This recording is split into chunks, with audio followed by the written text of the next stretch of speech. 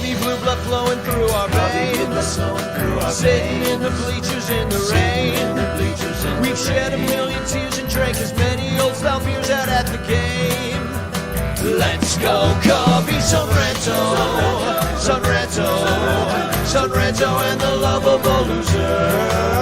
Son Ranto, son Ranto, son Ranto and the lovable losers. Son Ranto.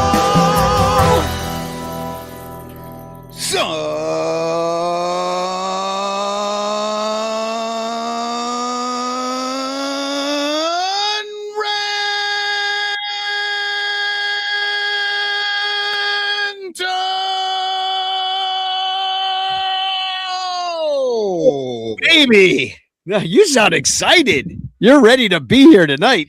Woo! Yeah, always ready, because the rest of my life is very boring. Well, we promise this won't be boring. And I do have to point out that to the podcast listeners that I had my boobs a-shaking as Michael was shaking the rafters with that scream into the camera, because I'm currently wearing my brand new obvious shirt celebrating the night the backup catcher got the win, John Baker Day, all 16 innings there on the Wrigley scoreboard.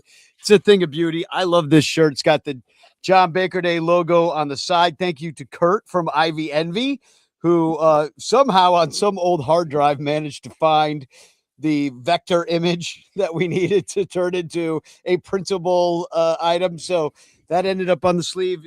It is available, and I freaking love this shirt. It is an awesome shirt. People are going to think it's another shirt, and it's going to be this shirt. They're going to think it's the Game 7 shirt, but it's not. It's an even more exciting game that also went into extra innings. Yeah, I can't wait. And it's funny because you've got that shirt on. I was all ready to get it. We had just gotten notified that, like, it's at the shop. I just have to pick it up. We were there before the game on Saturday at Almost Home. It's literally right across the street. Yeah. I can see the obvious shirts, and I forgot to go over and pick my shirt up.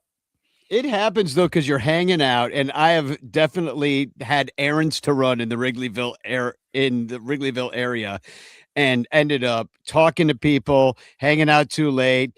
Obvious shirts gets closed, didn't end up going by, like that's definitely happened to me. So I understand how this can happen, because we had a really good time. But before we get into that amazing time we had this weekend, all hanging out with everybody, I do want to mention that this show is brought to you by those people that we saw this weekend, the Ranters that support us at patreon.com/bleacherbunch.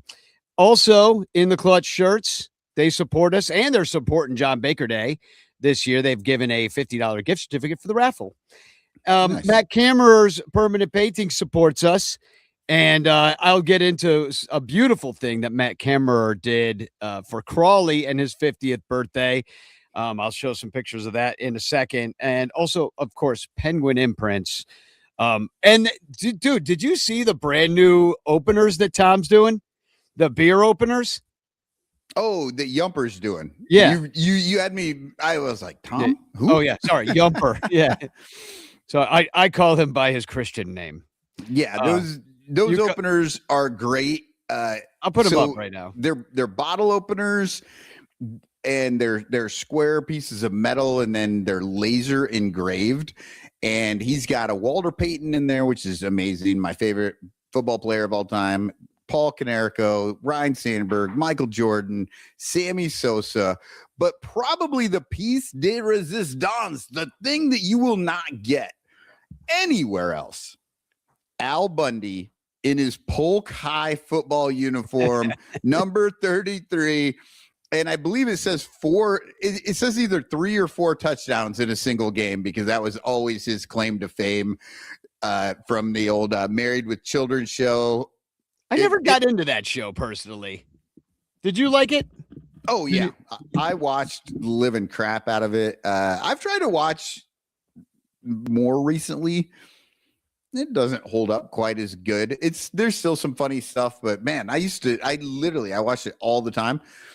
On the drive up on Saturday, we were going past Buckingham Fountain, and I looked at Emily and I said, Love and marriage. Love Yeah. and marriage. I mean, I love that it's from Chicago. I always found, I know it was kind of making fun of sexist relationships and like those kind of guys that are just like your everyman, like piece of shit guy.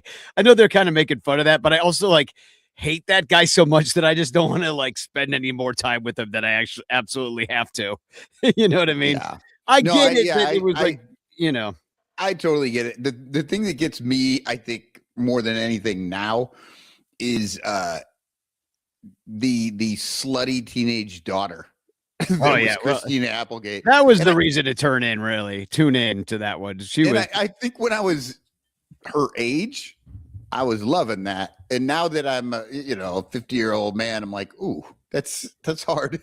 It's hard to watch. so you can get your Al Bundy opener if you are a fan, amongst these other openers, if you go to the Penguin Imprints store and use code Bleacher Bunch, you get 20% off. That's a good deal.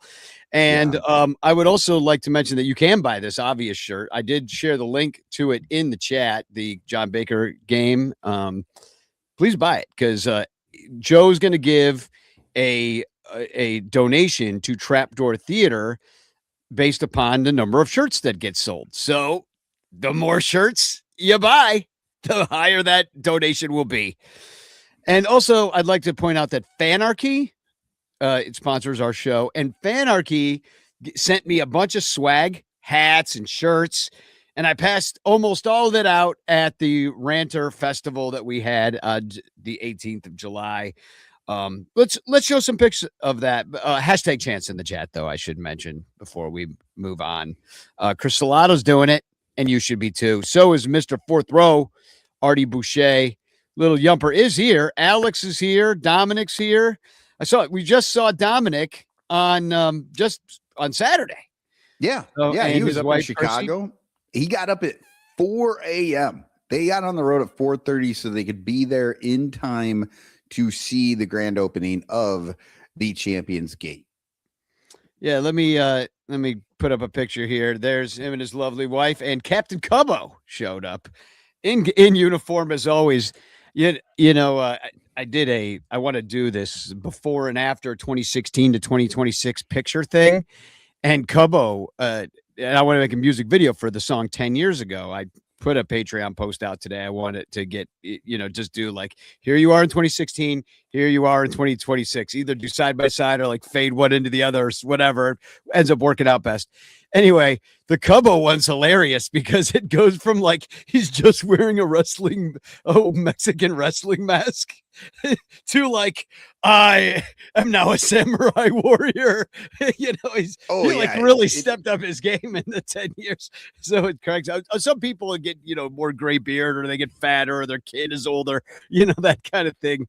But his is like, he went from, he just upped his budget.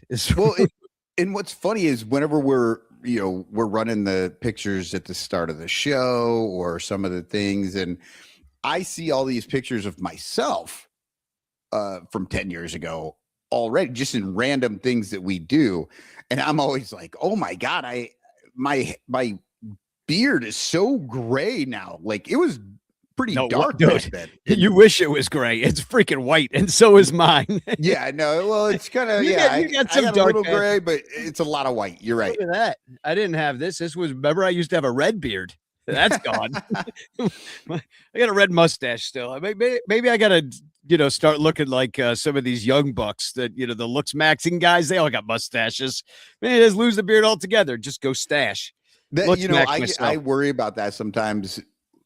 Like, because I could see myself in the shot here on StreamYard where we're recording, and I'm like, you know what? You can only see my mustache. I feel like this other stuff is just so white that it's just gone, and I just look like I've got a big ass mustache instead of an actual full facial hair. Because the point originally was of growing the beard is to give some definition to your jaw, and now it just like turns it into a vortex where like your vision disappears and you just have a concave face. Oh well. that's aging for you. You all end up concave in the end. Artie has a great idea. We need Just for Men as a sponsor. Yeah.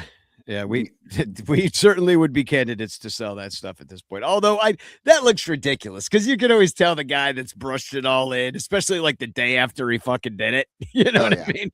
And it's just like, okay, Blackbeard. Like, I know once you have a parrot on your shoulder.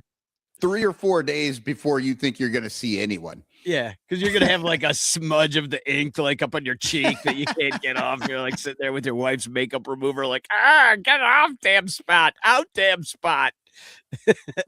What's that from? Out, damn spot. Oh, I don't know.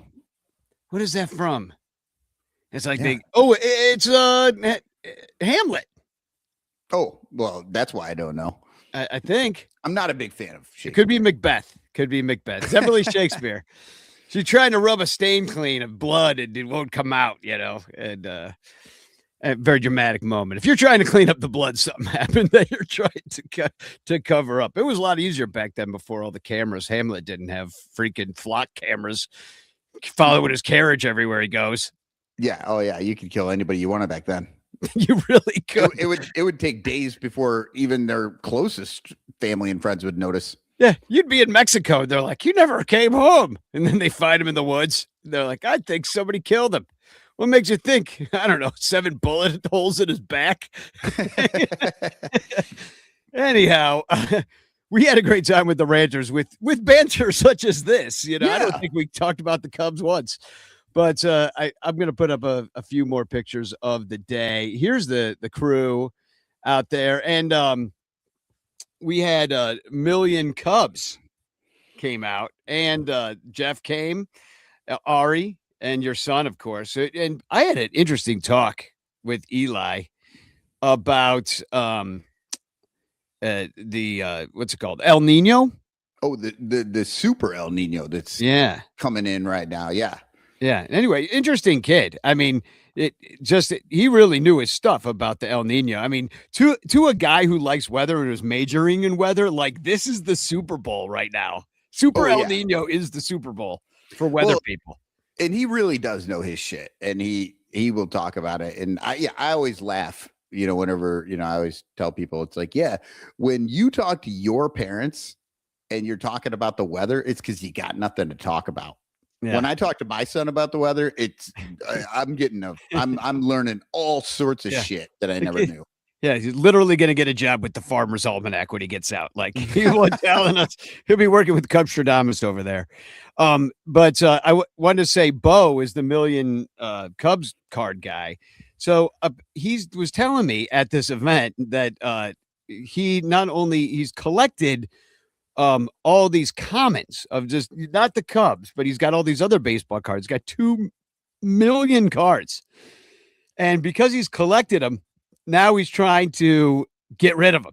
So he's documenting him getting rid of these 2 million common cards. And I'm like, dude, if you ever have any 80s freaking random dudes with funny names, if you do a repack and send them to the Son Ranto show, we will break packs. You know, for all your Al Bumbries and, you know, Paul Ossenmachers, like bring it our way. Paul Ossenmacher on the Braves. I found a dude today that I was going to do a silhouette for because I just thought it was hilarious that his name was Gabe Gabler. Gabe Gabler. He's from the 1950s. He only had one card, but his real name was actually like William Lewis Gabler, but they called him Gabe because that was his last name. But when I first found him, that's what he was listed under, was Gabe Gabler. And I'm like, who the hell, you know? And on a week when we had Dylan Dingler, I was like, I want to go with Gabe Gabler here, but I couldn't find a good one for him. So. It's like me being Daniel Danielson. Like, yeah. Michael Michelson. Dan Danler. Dan. Exactly. Michael Michelson. That's pretty good. So anyway, I have a great time with all those guys. Here's also Tom was there, Joey, and Daryl, who's I met him at one of the Lockdown Cubs events at the very same bar at Almost Home. We hit it off. He gave me some tickets. He had some extra tickets that day. He goes, hey, you want to go to the game? And so I did, and they were great seats, and he hooked me up big time, and he's been coming around ever since. Really great dude. There's the whole crew right there, the Ranters. Now, there is one person that's kind of missing from this little pregame meetup. It's because she was late, and the person, of course, I'm talking about is Bernie Barron, who we had planned, me and the whole Ranto crew and Joey Wrigleyville Bum from last year's winner of the Ranter of the Year. We had planned to give Bernie Barron the Ranter of the Year award because we weren't sure if we're going to get in another event to do it in, because it was tough this year.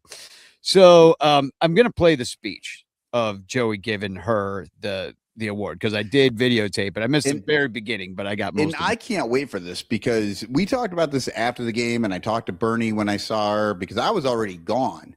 Right, everybody was gone. Home. It was only me and Joey, and then Bernie and her friends came. Bernie, Kim, and I forget the other woman's name, but I think we were the only ones left because we didn't have tickets for the game, and you guys all did. We ended up going to the game, but still. Yeah, So I'm looking forward to watching this right now. So, well, first I want to put up this Wrigleyville Bum did this Bernie Barron as the AI Ranter of the Year. She used AI and used this picture of her, but this is a really good reason to dry up those streams and rivers is to use it to make these wonderful graphics. Because Lord knows we don't have the budget to pay anybody else, but we do have plenty of streams and rivers to dry up to make these wonderful graphics.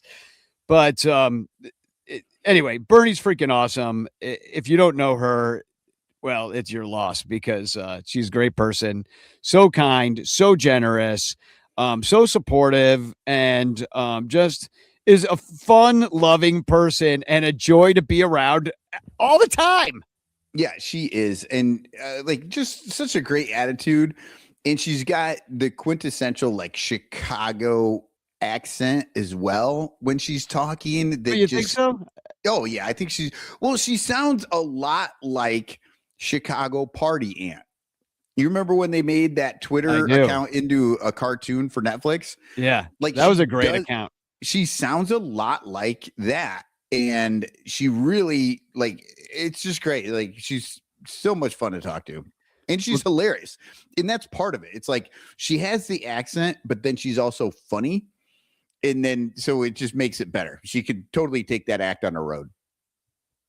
Yeah, I mean, on the road. It's the Bernie Barron Show. The nicest person in the world. Here she is, Bernie Barron. Anyway, this video is 2 minutes long. Here it is. I'm just prefacing that just to let you know that it is 2 minutes long, and hopefully you can hear it okay because there's a lot of background noise, but you'll check it out. But here's Joey Wrigleyville Bum giving the Ranter of the Year award to Bernie Barron. My wife and I first met this year's Ranter of the Year at Christmas caroling 4 years ago. She was one of the first individuals who came up to us, the two of us, and introduced herself and gave us flashing multicolored necklaces to wear. I knew we would soon call her a friend. This person is generous with her time, her love of the Cubs, and just has a welcoming presence. Her generosity with Cub tickets, buying drinks and food for her Cub friends, and her positivity and generous hospitality makes her the perfect candidate for Ranter of the Year. Thank you for all that you do and for welcoming my family as part of yours. There's nobody better to hang with and watch her let loose during a Bleacher Bum band show. Her love of the Cubs, kind heart, helpful nature, and overall generosity have impacted many Ranters in the entire Cubs community. I am proud to announce that this year's Ranter of the Year and future graduate of the Bill Sugas School of Sportsmanship, Bernie Barron. Yay! Yay! Oh my God, thank you so much. Congratulations. Well, you got to give her, it's in the bag. We have a trophy. I got it wrapped. I got it all wrapped. It's so nice in this Tony's bag. It's like a Tony Award. Thank you. God. And here we got a. I'll make a video or do something. Here we go. Here's your official award. Thank you. Oh my God, I love it. right, I Go got. Cubs. The dog. Fuck MAGA. Okay? You can't be MAGA if you're going to want one of these. Fuck 'em. Okay? I So love it. fucking funny. Yeah, her acceptance speech. Fuck MAGA. Yeah. One of us. Oh man, I freaking love her, and I see that she's getting a little bit of love in the comments. So congratulations, and to Bernie. and a great speech by Joe.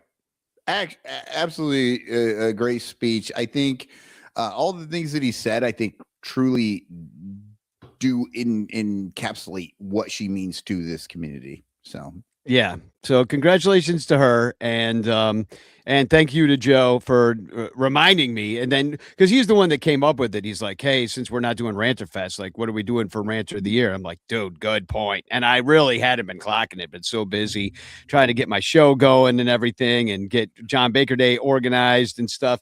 And I was like, "Oh yeah, that," you know.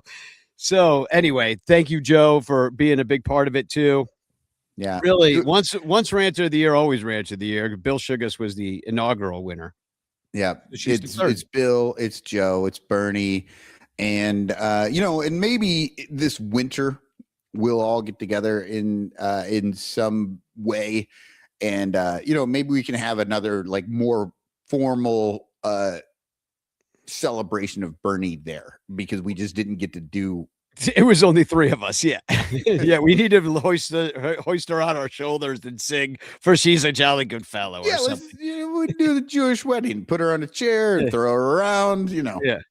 So, well, and I don't know that we're going to, there's Cubs caroling. There's that date, which we have yet to set, but I feel like I did look up the other day, but we'll do that. But then it seems like freaking Cubs convention is going to be canceled because of the labor strife. So, which means perfect opportunity for an unconventional, because there's nothing to fight against. That's always the hard part. Like we were doing it and then we kind of fell off and we were just doing the Cubs caroling, because it's kind of hard to do the unconventional at everybody the same wants time. to. Yeah, exactly. So if they're not going to do it, maybe we put together our own little unconventional. Oh, we will. If they're not doing it, and it'll be the biggest, bestest one ever. In fact, I say we just go take over the Sheraton. Like, what are they going to do if we all just go in there and just take over the Sheraton, just hang out in that lobby, all wearing Cubs gear and autographing each other's freaking pictures of ourselves? Incredible. Yeah, Same that thing. would be actually really fun. And look, the players have nothing to do this offseason. They might show up anyway. We might be able to get a few of them to swing by, just because what the fuck else are they going to give you $20 an auto? Like, just to hook us up. we'll be good. They'll make money. They'll pay for their flights that way.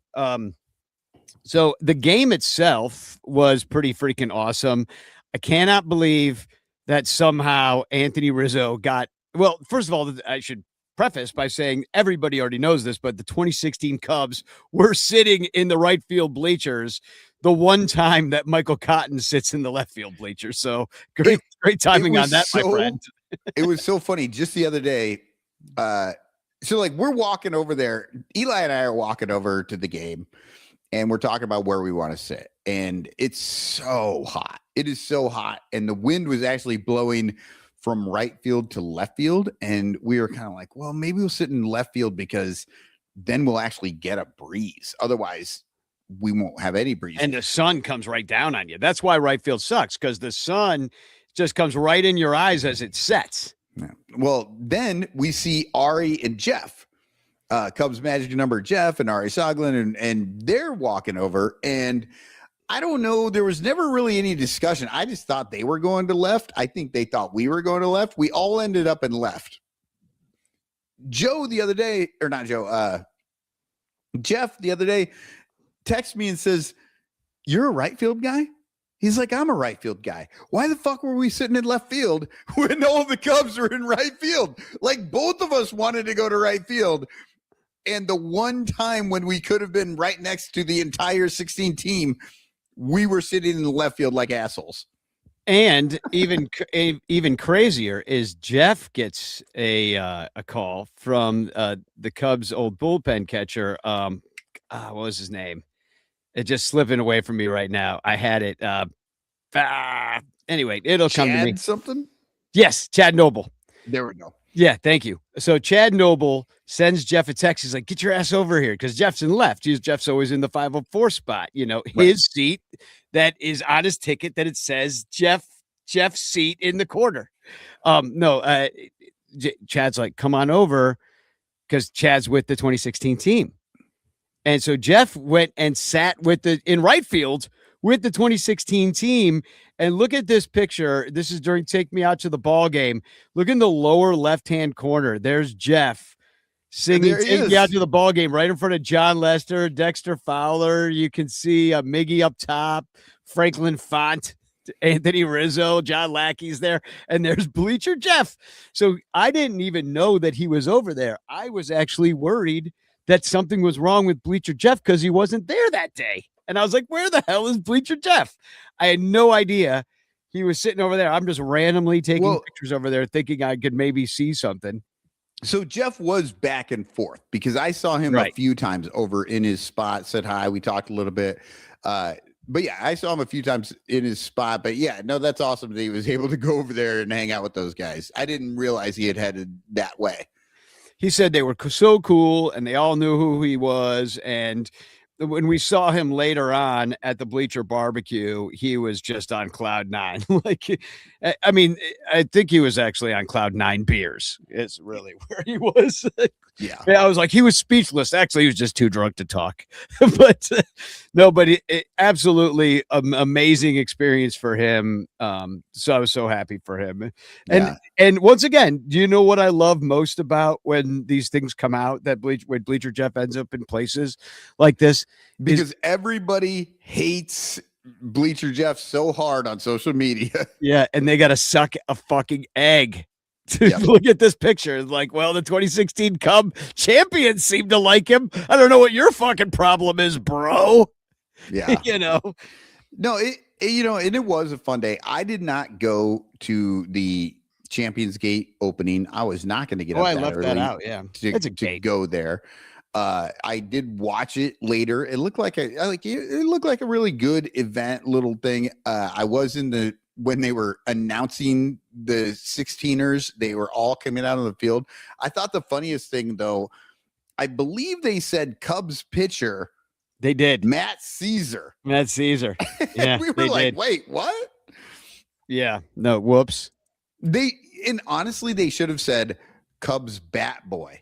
Do you know Matt what I was Caesar, because his bat played such a big role in that playoffs. We were talking about that. They called him pitcher. I bet it said pinch hitter because that's kind of what he was. And he was more of a pinch hitter than anything. So it was, it was really weird when he popped up because he was like one of the first people out of there. But I believe they did bring pitchers right after him. So maybe he was just kind of in the wrong spot where they jumped the gun on pitcher. I don't know. Yeah. The intern fucked that one up.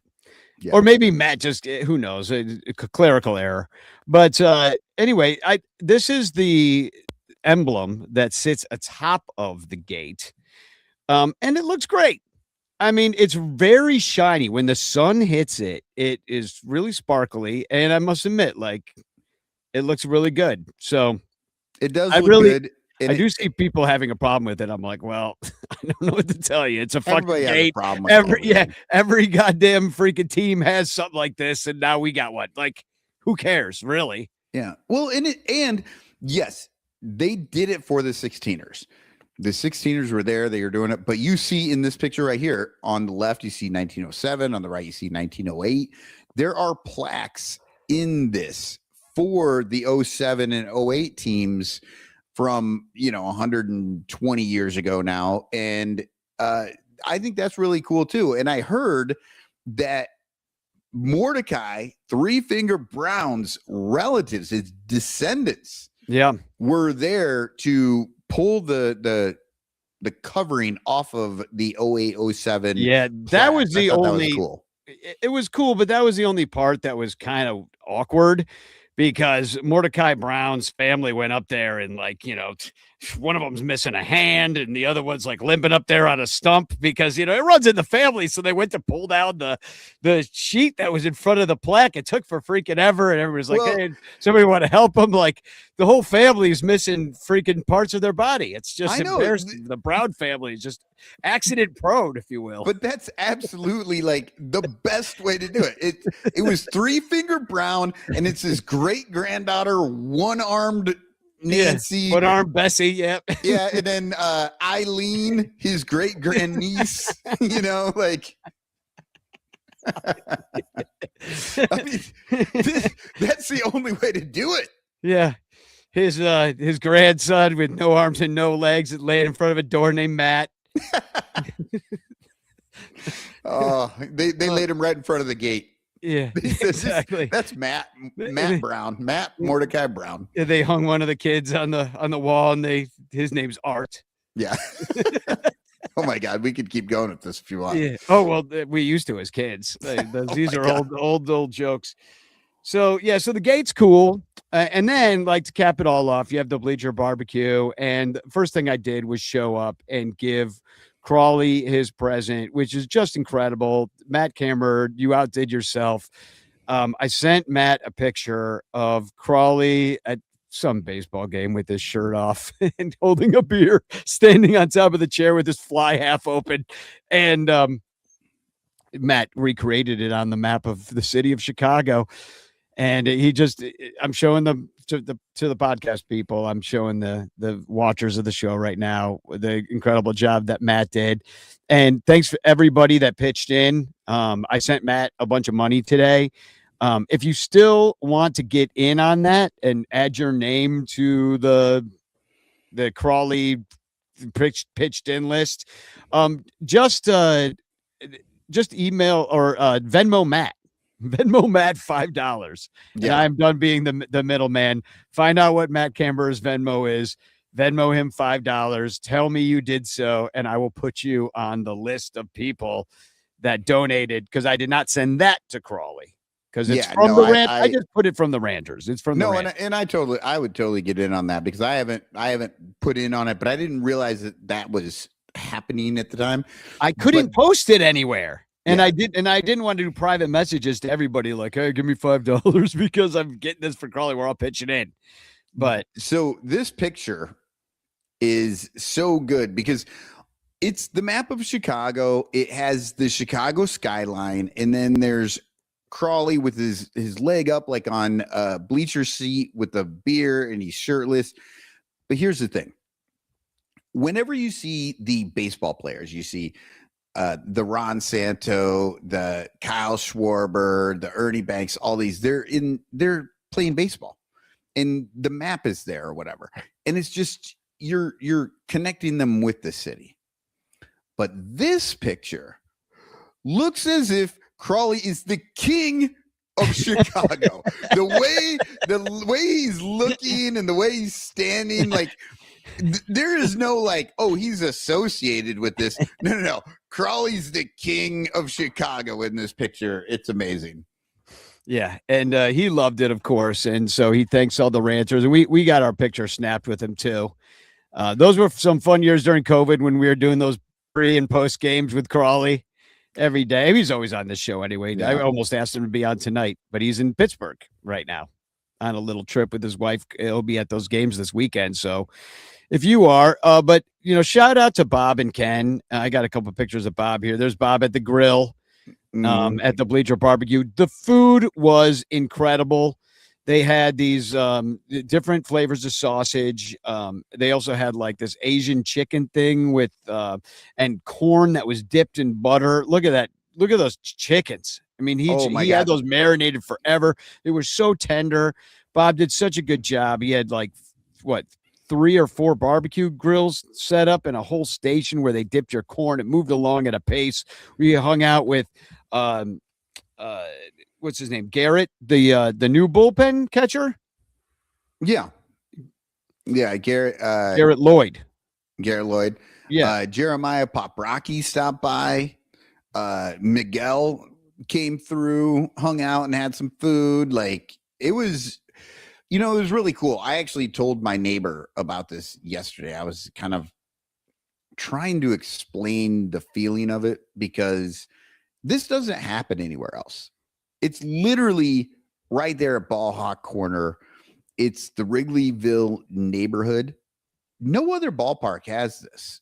I mean, you have Fenway out there, but basically the Red Sox bought up all the streets and it's just sort of like whatever they want to do, right? This is all organic stuff. You got your mom shrine right there. You got Ball Hawk Dave is chilling and he's selling his balls and just hanging out, drinking beer. And then they have this like great cookout.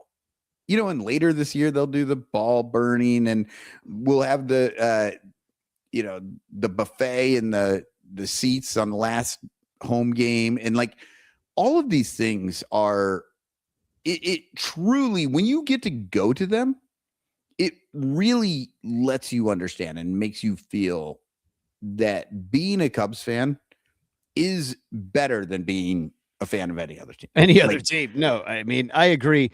Well, it's just like people ask me, oh, you love baseball. I'm like, well, sure. Yes. But yeah, what I really like is being a Cubs fan. I really like Wrigley Field and I really love Chicago and I love living in Chicago. Like, it's not just that I mean, for example, we are 36 minutes into this show and the only thing we said was that a home run got hit to Anthony Rizzo. And we didn't even talk about that much. We didn't even finish that thought, which was the only baseball related thing that happened. The Cubs won that game, which thank God they did because they tend to lose games like that. We're in front of the dignitaries when everybody's there. But to sing Go Cubs Go with those guys on a day like that made a lot more sense than at the 100th anniversary game, for example, when they blew it in the ninth inning and everybody went home sad and cold and dressed like 1914 people. Yeah. So it makes you look even dumber with the walk of shame with your fucking monocle and your bicycle with one giant tire. Yeah. Anyway, well, you know what? Let's get back to that real quick. Let's hit that Rizzo story. Everybody already knows it, but Rizzo showed up in the bleachers last year. Moises Ballesteros hit his very first home run of his big league career, and it bounced off of Rizzo's hand. And he did not get that ball because it was just Rizzo and a couple other people, and they were out there. This time, here he is a year later. It's the next time he's in totally different area of the ballpark. And Michael Busch rockets a ball right to him. And this was before the people in the stands actually knew that they were where the 16ers were sitting. Nobody knew they were over there. Nobody knew they were going to be in the bleachers at all. We figured they'd have some luxury box and then they'd sing the stretch from the booth or the box like they tend to. Not the bleachers. Yeah, and then all of a sudden you got Anthony Rizzo sitting there holding his baby. So it was one of those like trying to catch the ball while also holding a baby situations. And it was amazing. Like just that the ball found him yet again. Incredible. Just incredible. And once again, adding to the magic that is Wrigley Field. Yep. And then we talked later too, because Michael Busch made an amazing catch over on the tarp. Yeah. Which Anthony Rizzo famously jumped up on the tarp, stepped out into the seats, caught a ball against Craig Counsell's Brewers. Craig was pissed about it. 1 year later, he did the exact same freaking thing to the Brewers, and it pissed Counsell off enough that they ended up getting a rule. You can no longer jump up on the tarp like that. And Busch didn't. Yeah. Busch was not able to do that. There's a net now. You can't even, do what he did, but he was able to like lean over and kind of dive and make that catch over the tarp, which was amazing. Just the tributes like that. They aren't even tributes. Like you can't plan for that kind of shit. But you know what I thought was a nice magic was there. A nice touch too that really brought me back to 2016 is that when they did the ribbon cutting of the gate, John Lackey actually cut it with his teeth. If you can see, there he is with his giant horse teeth. And Lester's got the scissors. John Lackey's got the America 250 hat, of course, and the teeth. Yeah, and the teeth. Those are some chompers. And children were not allowed to be within 40 feet of him. You could see why he accidentally eats children sometimes. With teeth. Like he just walking around and like children are getting sucked into his freaking giant tooth hole. So, and one more picture, or actually a couple more pictures just of the Bleacher Barbecue. There's us all, a bunch of the Ranters, just a good looking bunch of guys. And there's Bleacher Jeff, Sarah Sanchez. You see Jeremiah Pop Rocky in the background. And yeah. I was having such a good time at that cookout, talking to people. Austin, I had never met Austin before. I don't really know who he is. He saw me when we were in the line to eat, said hello, and he said, I think he's from Arizona. And he's just like, yeah, I'm in now. And he's like, it's awesome that like I listen to the show all the time. It's really cool that you're here, and that you were there, Danny, and we were like, it was just kind of like cool. Like you forget that we're not just doing this for ourselves. Like there are people out there watching. Steve Scher was in town. And he's Steve from Arizona as well. Maybe I'm mistaking the two of them, but Steve Scher was in town hanging out, having a good time. It was so much fun. Well, yeah, and a lot of times you get to put a face to a name or people that have come around a bunch or Austin's in the chat from Iowa. Yeah. It was good to see you. See, yeah, I got him mixed up with Steve because Steve's from Arizona. Well, you meet so many people. You want to know something cool that happened to me at the Bleacher Barbecue is some guy came up to me and he said, you don't remember me because it's when I used to write on Bleed Cubby Blue, but I had put a picture of him and his son going to his first game, the son's first game when he was like 10. Like this was in like 2014. Oh, wow. When I first started writing on Bleed Cubby Blue in 2014. He said I had put a picture of him and his son on Bleed Cubby Blue, and they always remember that. And they always remembered me and all this stuff. And he goes, so good to see you again here now. And his son's standing there. He's like, has a beard. Like back then he was a little he's kid. In his mid-20s. Yeah, he is. No, he had his 21. He had a beer in the bleachers that day. At the time he was 10 years old or something like that. But it was 12 years ago. Speaking of the beer in the bleachers, so Eli turned 21 on July 8th. Oh, I heard you talk about this on Cubs Pod. You had to drop some dough. Yeah, so we went to the bleachers, and I'm like, we're going to get a beer here at the bleachers. And here's the thing. That was Eli's first beer. He has had a couple of hard seltzers. He's had a couple of drinks and stuff, but he had never just had a beer. And we're there. I'm like, well, then let's go grab a beer. Wait, he didn't drink before 21? What? He didn't drink before being 21? Not much, a couple, but like I say, like it was like seltzers. You know what I mean? Like the kids aren't drinking beers like we were. They have a lot of options now. That's right. We could pretty much only get cheap beer. Like yeah, exactly. And Eli really just doesn't drink much. I mean, he had one beer, and later we were out at the barbecue, and he could have had more, and he's just like, nah, I'm good. So his first beer of his life, literally with me in the bleachers, it was a 20 ounce or 24 ounce old style that cost $20. Like this shit is so expensive out there. I was like, it's worth it because of what this is, but we aren't doing this again. I don't buy beer at Wrigley anymore. Yeah, this no, is you too can't. much. No, I'm so glad I quit drinking. Otherwise, I would have had to not drink there. I mean, really, what I was doing is sneaking it I was sneaking in booze, but then I was like freaking hammered by the third.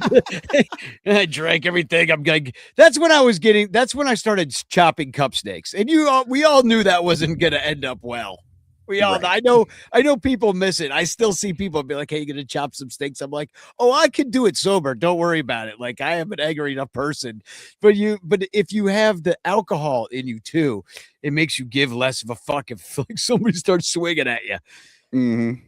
So We'll Absolutely. just avoid that. I won't go to jail anymore, and we'll just have this agreement with myself. But yeah, no, it is absolutely astronomically expensive. I don't know how people do it, or why they're not going to add it to trade deadline and cry poor still.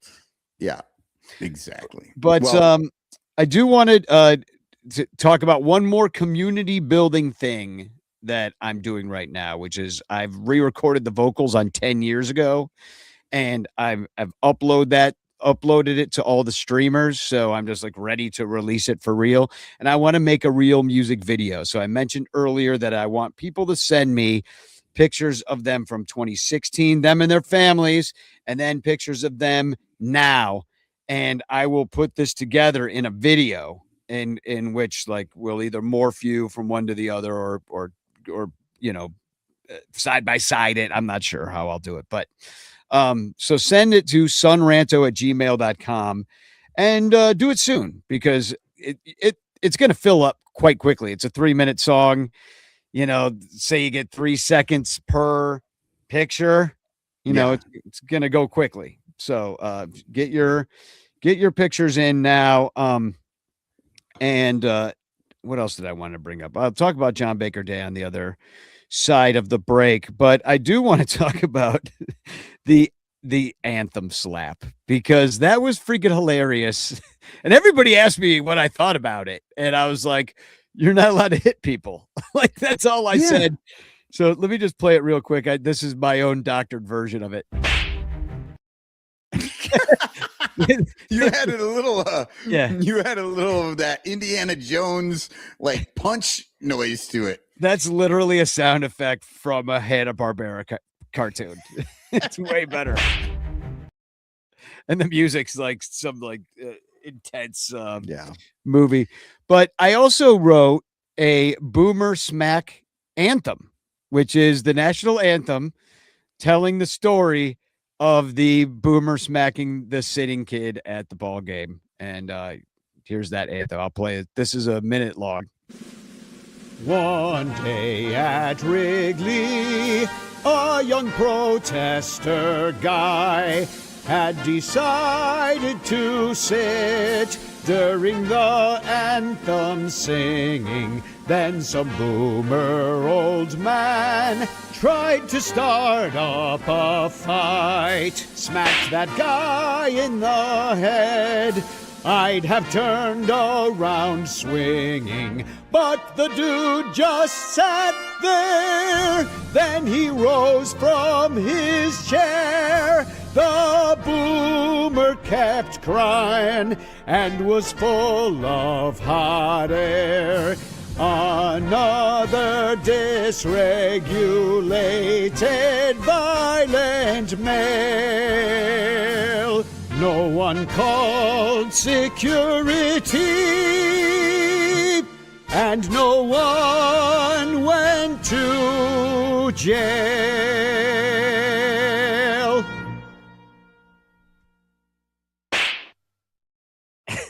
Yeah.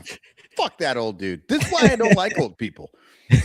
Like I have been on this show over a decade now, and I have never shied away from the fact that old people fucking suck. And this is just and now you're old. I'm old. And guess what?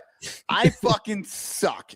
But at least I recognize that I'm old and I suck, and I'm not gonna fucking be a dick like that. Fuck him. Well, how much of the story do you know? Because it has more to it now. I honestly do not give a shit. All I know is that fucking old dude needs to shut the fuck up and get the fuck out of there. Look, I agree served in the army. I totally agree with that. And there's a reason. And when I was there, everyone, we were there for that kid to be able to do whatever the fuck he wants. This fucking anthem standing bullshit, fuck you. You cannot tell people that they have to do this. That's not what freedom is.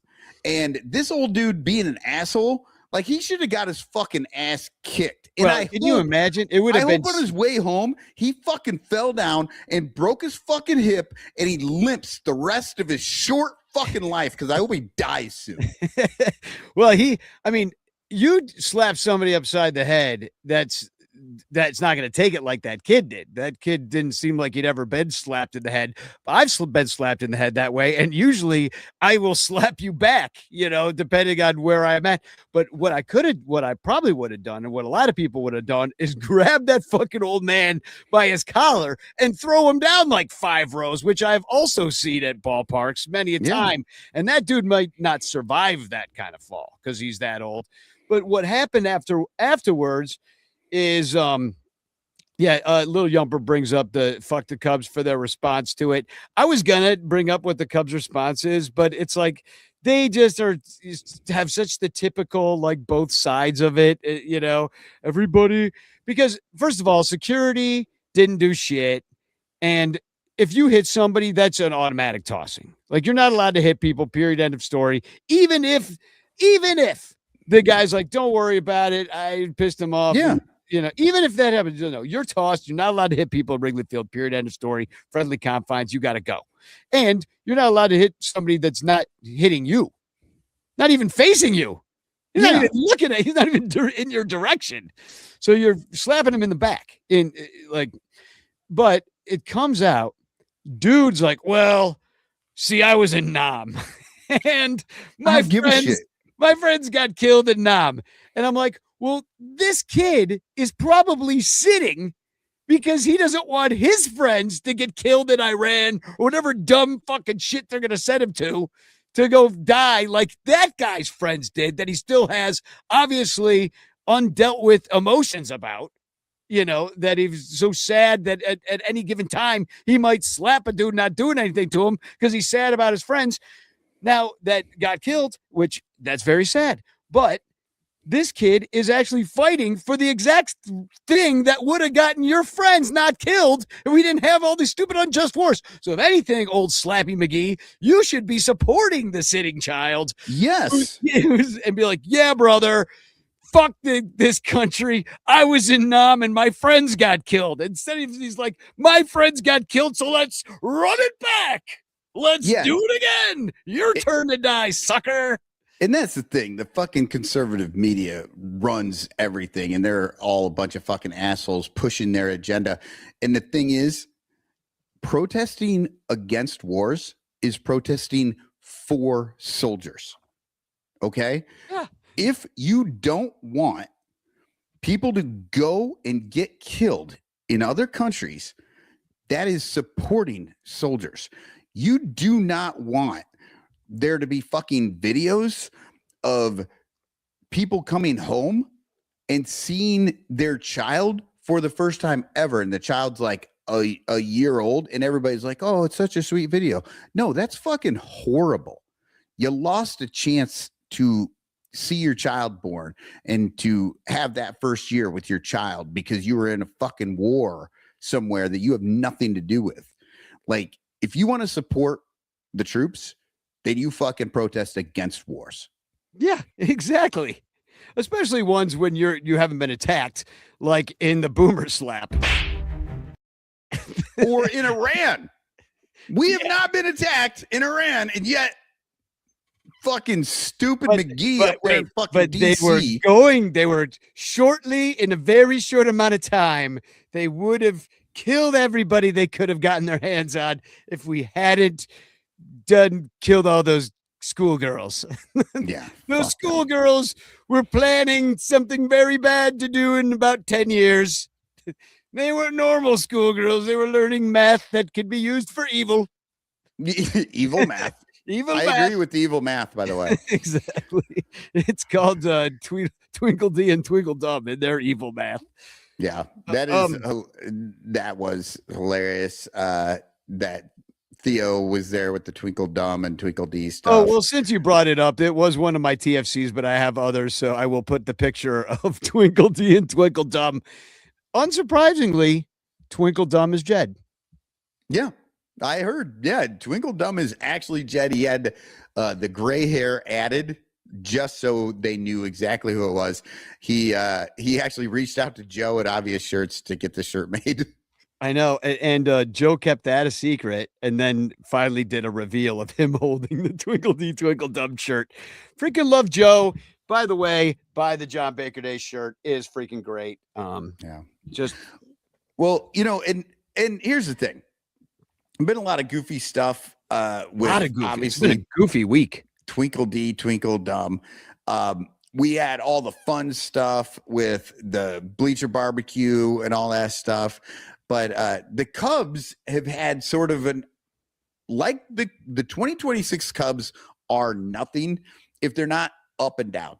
Win 2 of 3 against the Twins, drop 2 of 3 against the Tigers, and all of it is the Cubs. That's the thing. Like they're, and I was looking back at this, getting ready for this show. I'm looking at this stuff and I'm like, well, and I did 40 minutes on Cubs Pod today because I had 2 games to talk about. And the whole thing was just about how the Cubs won 11-2 and then they lost 5-1. And those are both the Cubs, because if the Cubs decide that they want to play fundamental baseball, get base hits, move guys around bases, they're really, really fucking good. But if they decide they just want to hit home runs, well, then guess what? They hit a home run. Say Suzuki got his one shot. Nobody else did. And they look like shit. Like I was so thinking frustrating. Their one size fits all approach to what they do and how they're just the travel ball boys waiting for the orange slices. That one size fits all, I think it just matches up against some pitchers better than it matches up against others. And then it's kind of like a hollow, like their record is hollow. If you look up and down the National League in general, the Central looks so good. They all these teams above 500. But the only team that's above 500 against teams above 500 is the Brewers. Yeah. The only and they're in first place. And they're in first place and they lead the division. In fact, in the National League, the only teams that are above 500 against teams that are above 500 are the 3 division leaders. Now, the AL is a mess. I don't even. They got the Astros are like 5 games over 500 against teams over 500, and yet they're not even a wild card team. And we're gonna get an American League champion this year. Oh yeah, it's all coming out of that bullshit too. Exactly. It'll be the Astros just because I brought them up. Yeah, you could bust some new garbage cans, but so it might be a bit of an empty success. Like some of it's like a bit of an empty success. I was talking about it. Yeah, I was talking about it a while back. I think hollow is a great way to describe it because outside of those 6 games that they beat the Phillies, like inexplicably, well, first off, the schedule sucks and they had to play the Phillies 7 times in 2 weeks, 10 days. Yeah. And they won 6 of them. Those are the only actual, that's the anomaly. That's the weird thing, because they also had the Mets in there and they're terrible. And they beat a bunch of nobodies in those 2 big 10-game win streaks. So if you take that 6 games, you cut it down to say 3-3. Well, now we're at what? I guess it's still 10 games up. Yeah, right? I mean, 10 games over. It's not a bad 500. team. They're definitely above average. I'm not saying that they're not. I'm just saying that put up against the really good teams, and maybe they'd be one if they didn't get so hurt. But from the pitching standpoint, but that's not the issue with this team. The issue hasn't been the backup for the backup for the backup. They've actually done a pretty good job bringing up your dudes that have been serviceable and finding the scrap heap guys that at least can come and do things like Bryce Wilson comes and does 5 innings with his dad bod and then gets unceremoniously dumped. They've been doing certain Bryce things. Wilson is now with a Brewer, the Brewers now. So they've been doing things. What's happened is that you had prolonged slumps from some of the dudes like Bregman, and you lost entire games because of bad approaches with the offense. You had the one winnable game. The way this could have gone a different way and not gone 500, gone 4-2 instead of 3-3 on the week, is in that one game when you had every opportunity in the 9th inning to win that baseball game against the Twins on Monday night, and you blew it. Seiya Suzuki blew it. Bregman blew it, and there's just no excuse for blowing it. They was such little things. 3 guys. 3 guys failed. 3 guys. I believe it was Dansby got a no. They loaded the bases. Yeah, And bases 3 guys loaded. struck out. And the worst part was that Bregman, the final strikeout to push that into extra innings, was Ball a ball. 4. That was ball 4. If he just doesn't fucking swing one like time, an asshole. The one time the Cubs swing, like they're always not swinging. That's probably how they loaded the bases with walks, because that's their thing. But yeah, it was very frustrating. And then so you win 2 blowouts. Great. And wait, what was it exactly? I had it written down here. You win. Oh yeah, two blowouts. You lose the heartbreaker, and then you have 2 anemic losses where you just didn't show up. Right. And so it just feels like a very 500 team, and 500 teams are going to play 500 baseball, and that's exactly what they did. They played 500 at home. Well, and the thing is, I don't know what they're doing, what the game plan is for each one of these guys, but it felt like they had Framber Valdez out there, and it felt like they were I don't think we can hit home runs against Valdez. Let's just get hits. And what do they do? That entire first inning, they score 6 runs. It was all, there was a triple. Singles and walks. It was a triple to start it. But then they loaded the bases with walks and singles. And then they scored all with walks and singles. Through that whole thing, they scored 6 runs. That was enough to win that game. But then the next day with Montero out there, Montero was, kind of like the old Avia shirt said failed starter. He was a failed reliever. And they decided to make him a starter. And I think they thought they could just tee off on the guy. And they couldn't. And they all got 4 hits, swung out of their shoes and just struck out and hit fucking warning track shots all day long. Yeah.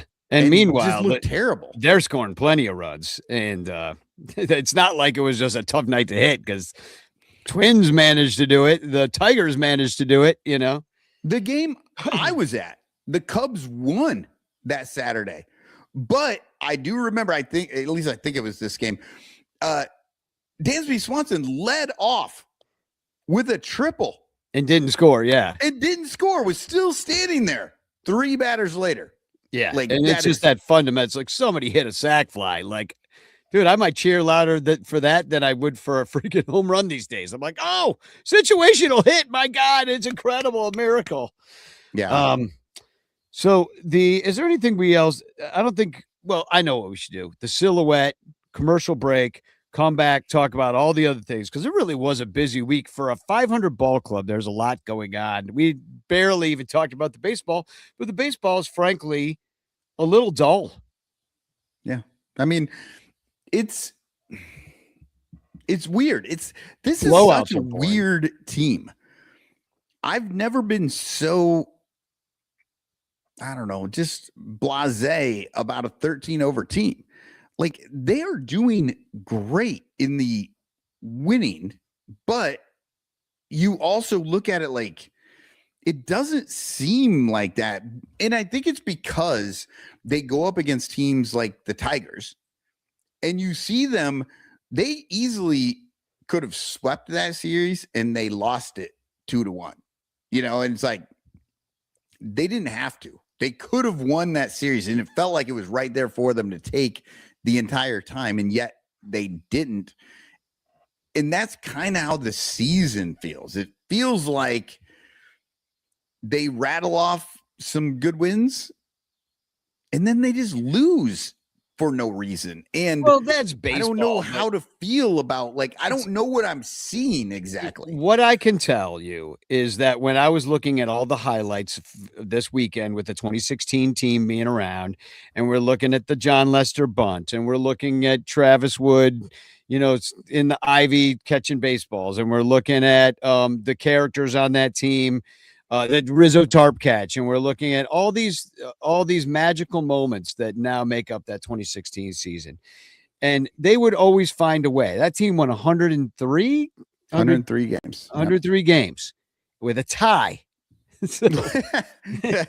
3.5. I love that there was a tie at the end of the season. That was amazing. Used to be ties all the time, but yeah, it doesn't happen too much anymore. But so if you look at all those magical moments and you just don't see that kind of vibe out of this team, and a lot of it is Joe Madden versus Ratface, a lot of it is like the Brizzo brothers, a lot of it is the fact that you had a starting rotation that not only remained healthy, but had won the ERA championship as a team. Like they had the lowest ERA. It was like at 2 or 2.5. I mean, it was absolutely ridiculous. The pitching. This is not that team. The 2026 Cubs get their asses handed to them by the 2016 Cubs, and it's not particularly close. Yeah, no, and I mean, you cannot overstate the health of the 2016 teams and why that is such a big deal. But it's also that team was pretty locked in. They understood where they were, what they were supposed to do. Everybody was in on the same page. Embrace the target. Yeah. With 2026, who knows where you're going to bat day to day. They're waiting for Chat GPT to tell them. And here's the thing. I have been down on Bregman so much this year because he's just in big spots. He's been terrible. And yet he's putting up numbers because he gets hits in not big spots. But right before the All-Star break, they moved him to the 3 spot, which I hated until I saw it. And when I saw it, I'm like, oh my God, Alex Bregman likes this. There's something going on here that is working for Alex Bregman. He needed to see 5 more pitches. And then what did they do? They moved him to the 4 spot. They just moved him out of that spot immediately. And all of a sudden, I think Bregman's just kind of in his head, like, why'd they move me 1 spot? I'm like, why'd they move? Like, well, Madden used to do it all the time. He can't fucking do it now. Madden's lineups were crazy. He was doing. They were crazy at the end of that run. I would like to see how different the top half of his lineup was in 2016. I'd have to look that up. I know by the time we got to 2018, 2019, like, yeah, we were seeing just weird lineups every fucking day. Yeah. Well, let's do the silhouette. Is why I think maybe Jed started to get a little more involved. Right. It's like, actually, Joe, why don't you do this? Why Madden decided not to stick around. Why Theo maybe decided he didn't want to do this anymore. He left a year early, left $5 million on the table so that he could just leave. Like, I feel like maybe this sort of like ultra graph math stat hole front office started to come into their power really towards the end of Joe Madden's run there. Oh, Joe Madden's run as a manager, period, because it got worse. Every team ended up doing it. Every team ended up going this direction. He's not the only. The Cubs weren't the only one. They were, if anything, following. They're followers in this stuff, and they don't particularly know how to use it. Well, and I mean, that's baseball as a whole right now is like that. It's the most milquetoast. They've made everything so homogenous. It's all just the same, no matter what you watch. And maybe that's what is getting me about this season. It's like, it's just so much more noticeable that everything is the same. Like, hey, look, everybody's got the same batting stance and throws the same, and every pitcher looks the same, and they all have the same mustache, and they all went to the same college. Yeah, exactly. It does feel that way. All right, well, let's do the silhouette, shall we? Okay. You have one, right? Andy says he thinks Madden was a better manager. I agree, Andy. I think Madden was a better manager, and I think when he got to do what he did, I think he was really good. And I don't know if he got to do that. And I don't know, at this point, I was down on Craig, still kind of am, but I wonder if Craig could be better if he didn't have to deal with this front office. I don't know. But getting into here we go. We have a pitcher. You can see this is a Chrome Topps card. And all of a sudden I realized I'm supposed to have some sort of a clue. You forgot. I totally forgot. This dude, you know what? I'll tell you this. He runs on electricity, not on coals.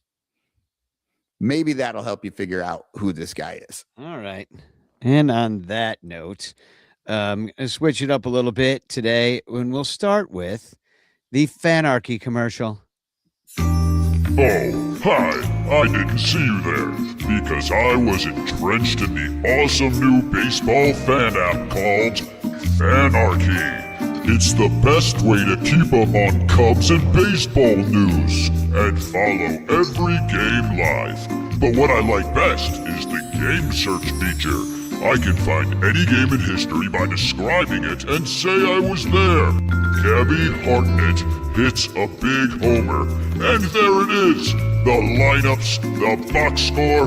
Oh, I can reminisce about being there at the homer and the Gloman. People don't say Gloman about dusk like they used to. Let's try another.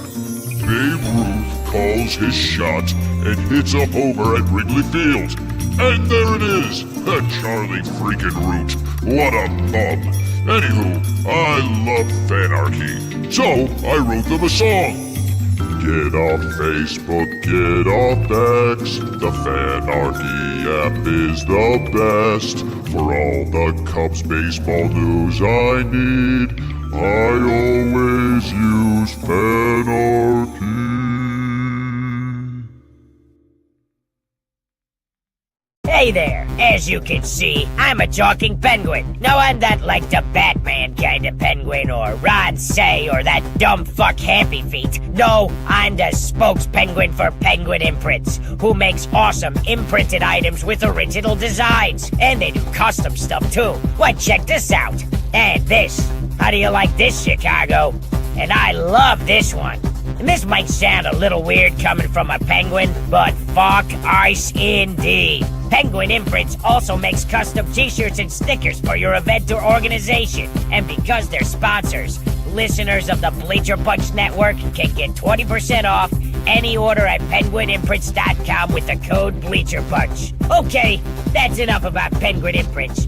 Now I gotta go find that little bitch Happy Feet and put his smirking beak on the other side of his head. I hate that fucker.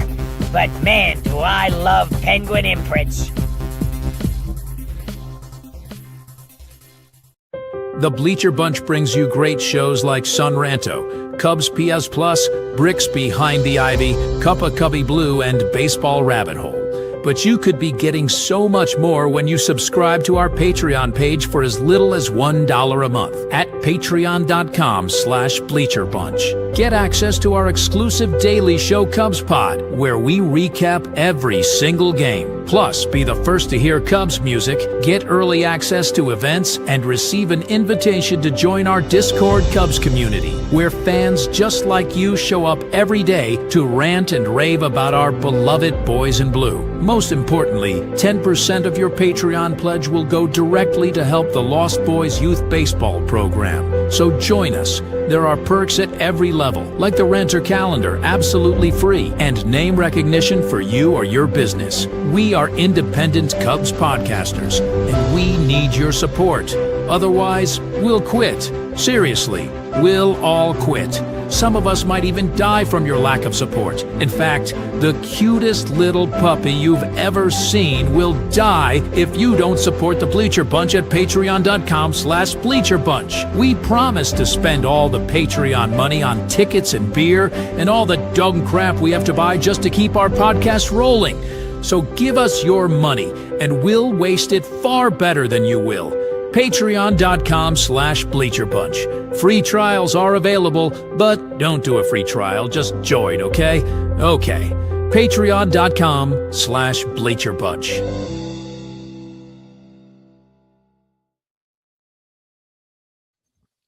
And Hey, we're back. We are back. We got some guesses in the chat, and it's funny. This was not a guess, but Mr. Fourth Row, Artie Boucher, said all named Cade. He was not talking about pitchers, but yes, everyone on the Cubs will soon be named Cade. Yeah, all the especially if they're a pitcher. draftees. Yeah, all the draftees were named Cade or Caden Yeah. or Carlos Dylan. Yumper says Carlos Marmol. That was incorrect. Master P. Levy says Carlos Zambrano. That is incorrect. Must be some Carlos. And then you get Andy Wells is on the right track. He says Hamels with an S. Artie comes in with Cole Hamels. You're both so close, but you're wrong because it is Jason Hamill. Jason No S. Hamill. It's Hamill. Jason Hamill was part of the 2016 Yeah, he was team. there. He showed up this weekend, and that's what made me think of using him in this. One of the unsung heroes of 16, because once they got into the playoffs, he was kind of gone. Like he got him through the season, but they didn't use him much postseason.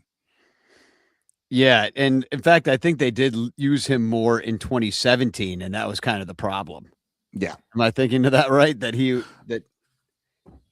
I'm not sure. I think he did okay in 2016. Like he was fine, but then because he was with the Cubs in 2015 as well.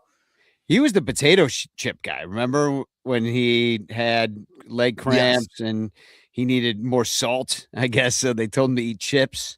Yeah. But he was with the Cubs from 2015 to, I think he left in 18, but maybe he left before 18.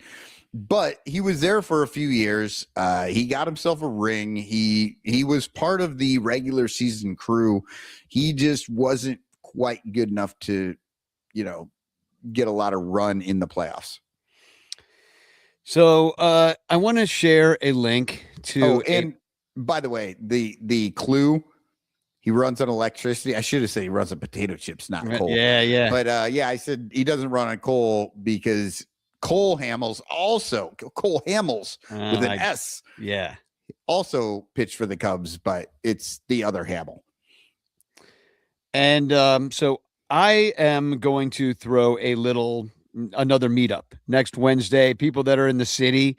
It is the 29th of July, which is the night the backup catcher got the win, even though technically it was the 30th that was when the magic happened. Because morning the backup catcher got the win. Yeah, I was just texting his brother, and he was recounting. He had worked at a gym, so he had to be at the gym really early. So his habit was he would go to bed. The Cubs game would still be on. He had to be at the gym early, and he'd wake up and check the score, see what the Cubs had done. He was going to Northwestern University at the time. And he said, I picked up the box score, and it said winner Baker. He's like, well, what the hell? What the hell happened? He had no idea. Hadn't seen it.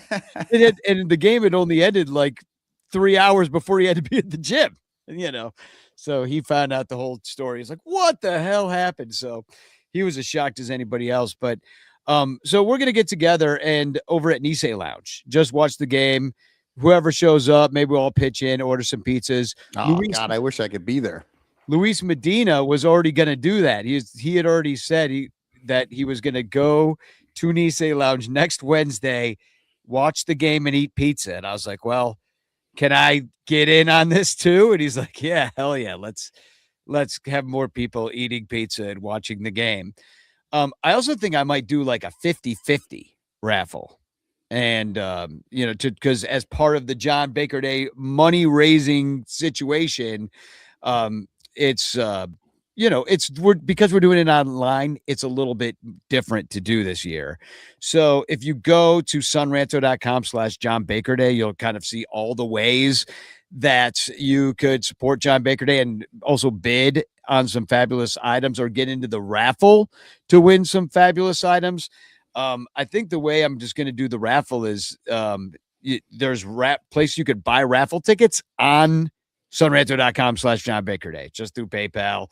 I'll put your name in the wheel of names. We'll have fun. You get to see your name spin around, and we'll do the raffle that way. So that sounds like a lot of fun.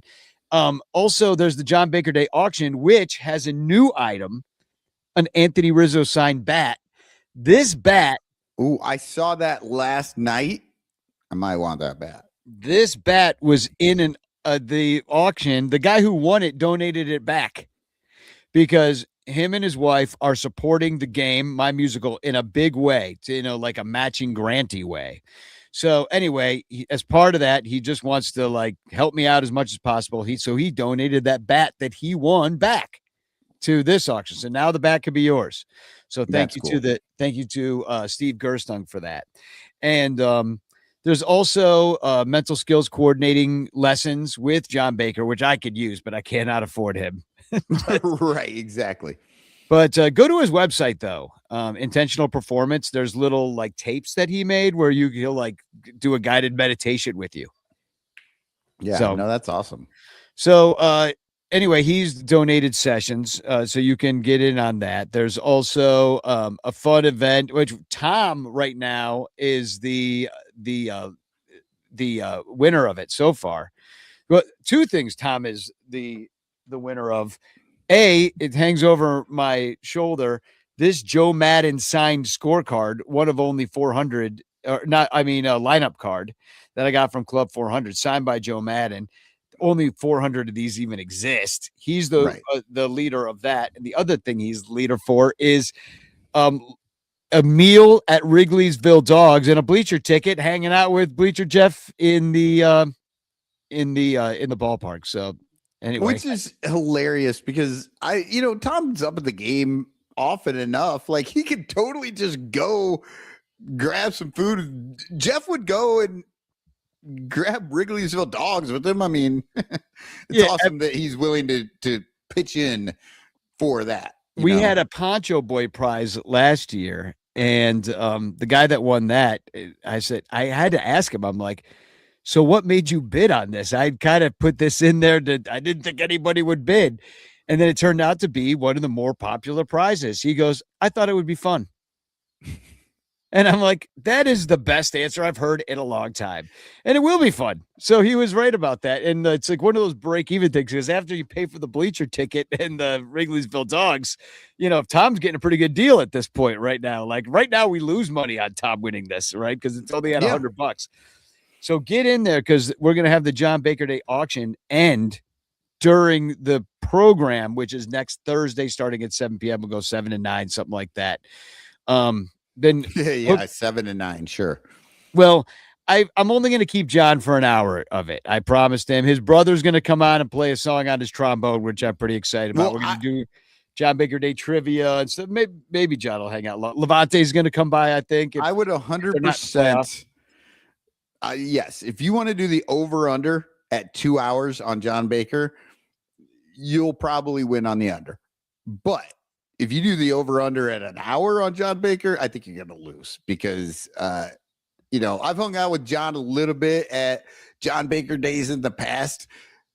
He can talk too. He's a talker. He has great stories and he's very charismatic. He's fun to listen to. He really is. And he does know so much about all the stuff going on around the team. And I think, it's kind of like with this Lovable Reunion podcast with, David Ross being a backup catcher.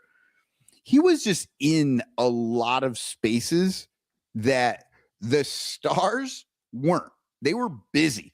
They were doing stuff. They were, and so the backup catcher really got to know all the dirt. And John Baker has great stories. It's like if you're on a movie set, like who knows everything? The hair and makeup. They know everything that happens. Like, because everybody sits in that chair and they're stuck. And they're stuck there for like an hour. Yeah, exactly. And they're stuck and they got things to say. So, no, and John Baker being talked about during the Lovable reunions, talking about him being a mental skills coordinator, talking about his assessment of Jake Arrieta having the nastiest shit ever. Like, he's probably the first one to call it. Like, I would love to hear me and Lyle talking about the Jake Arrieta Pedro Strop trade in 2013 for Scott Feldman. What did we're like, a couple more bums coming our way, I guess. It's probably what we thought.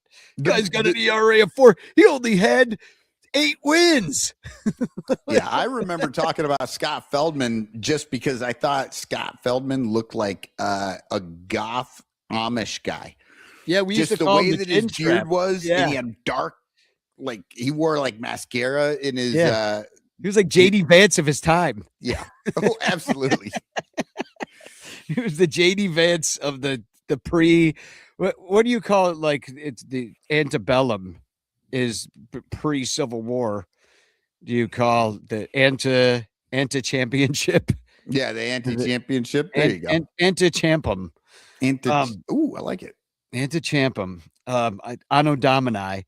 But anyway, John Baker Day is going to be a lot of fun. And I want to shout out Dominic Galoro because he donated a freaking awesome raffle prize, which I want to thank him for, which is he makes these custom laser printed or was it? No, 3D printed. I don't actually don't know. Laser etched. Laser etched. Thank you.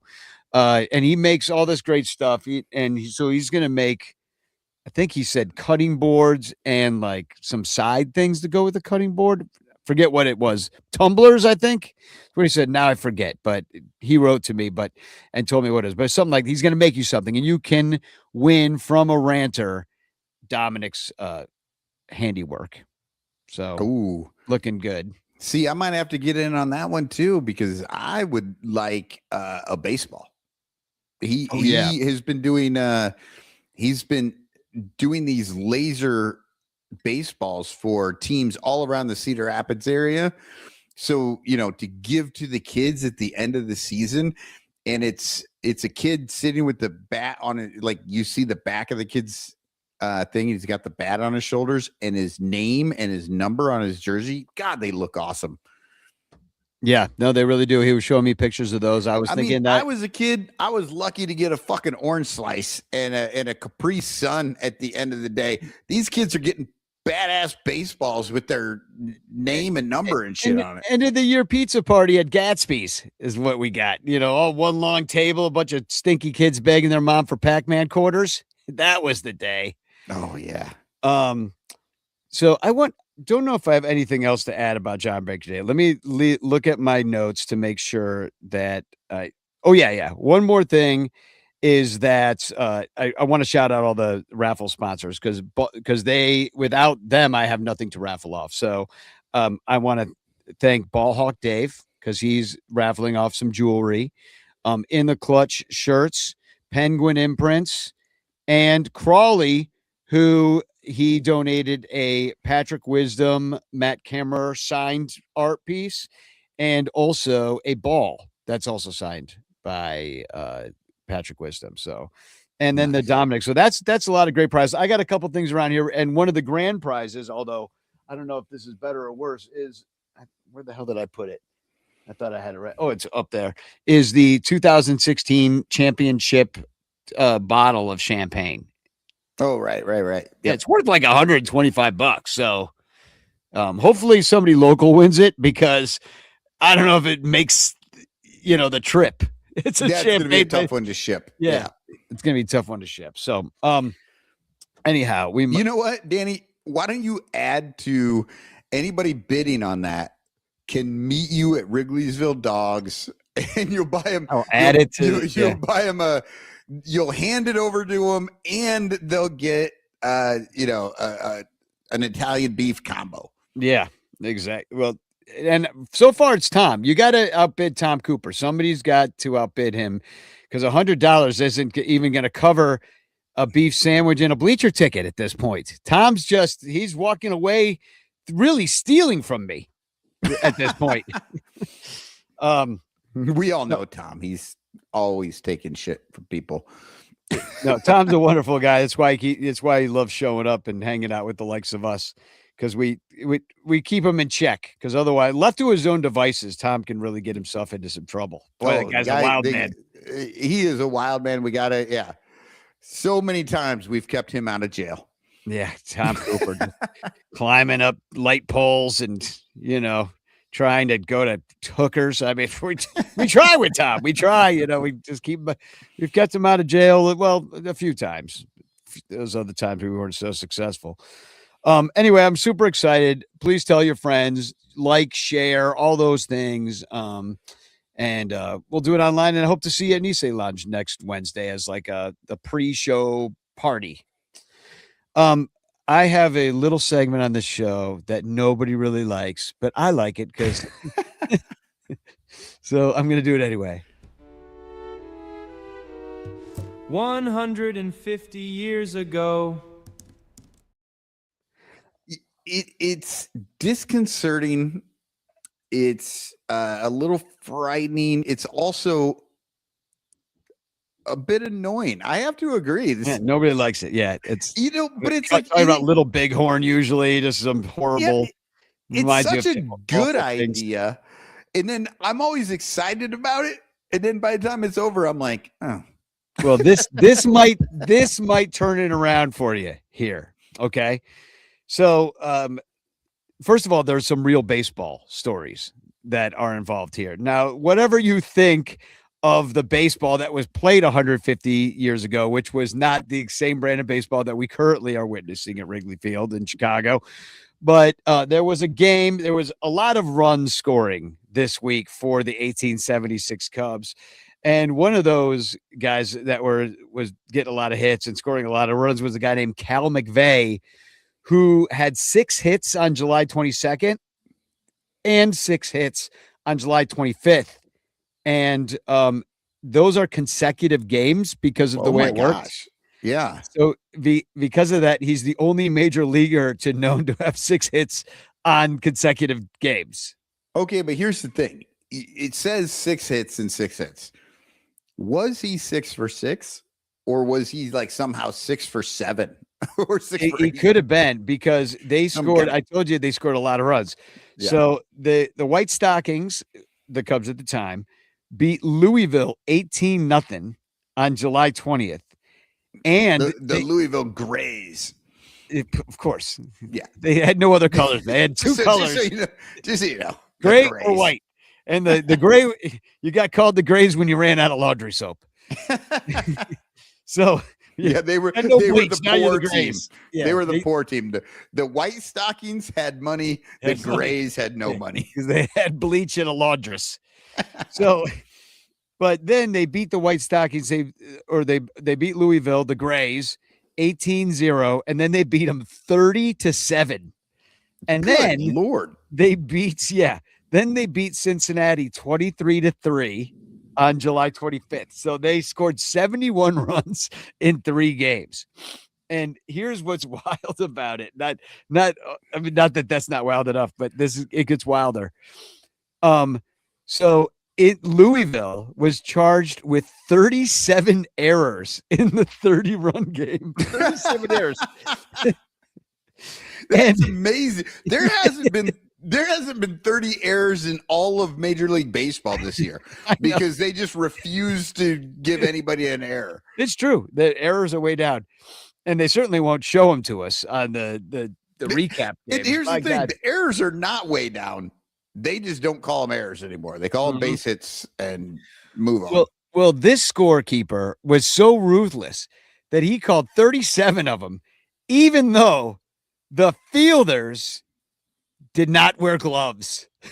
They had no gloves. Yeah, this was the era before gloves. That's true. Yeah.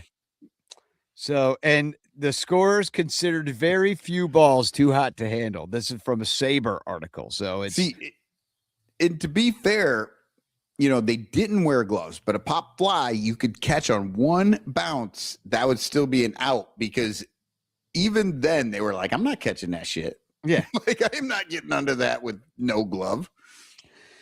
And so I told you all that baseball stuff to tell you the real 150 years ago that I have today, because that wasn't good enough. But there was on July 20th, a 250-mile walking race that turned into a brawl in Chicago at a place called McCormick's Hall, where Daniel O'Leary raced a German-American named Henry Schmel. His mother would later have a cow that would burn down the entire fucking city. It might have been. I don't know. But it could have been the same O'Leary. I'm not sure. But spectators accused O'Leary of running instead of walking. It was a walking race. You had to walk. Oh yeah, I've seen it in the Olympics. This Yeah. shit still exists. Yeah. So anyway, Schmel was pissed, and so was Chicago Alderman Jacob Lengaker, and he punched O'Leary in the nose. And then Schmel quit, and the referee declared him the winner, and O'Leary issued what it said was an angry anti-German challenge to the crowd. So he said some shit about the Germans. And then Schmel and O'Leary ended up being best friends for life. That's like They're when both you're- into walking. I mean, they have common interests. They were just walking around. I know. They weren't actually friends. Everybody just saw them out walking together. They were actually still competing. Fighting the whole, they're competing. Exactly. They're love still each other. arguing. They're like, no, they're just as fast as each other walking. No, that's like some old school, like elementary school shit, right? Like you get mad at somebody and then you end up in a fight with them, and then you end up like, oh well, we just fought and now we're friends because we fought. Yeah, no, that's how it works. That is how it works. All right, the Pirates. Speaking of people that we used to be friends with, now we can't be because they're too close in the standings. Because there was the time that we used to feel bad for the Pirates because they were just so terrible and hapless. Well, they're not so bad this year because they're 53-50, and they're only a half game out of the wild card, and they're tied with the Cardinals. Although the Cardinals played tonight. And we face the Cardinals next. So we got some division games going on. They are important. Hopefully the Cubs can get their shit together for it and not just go 500 and make some noise.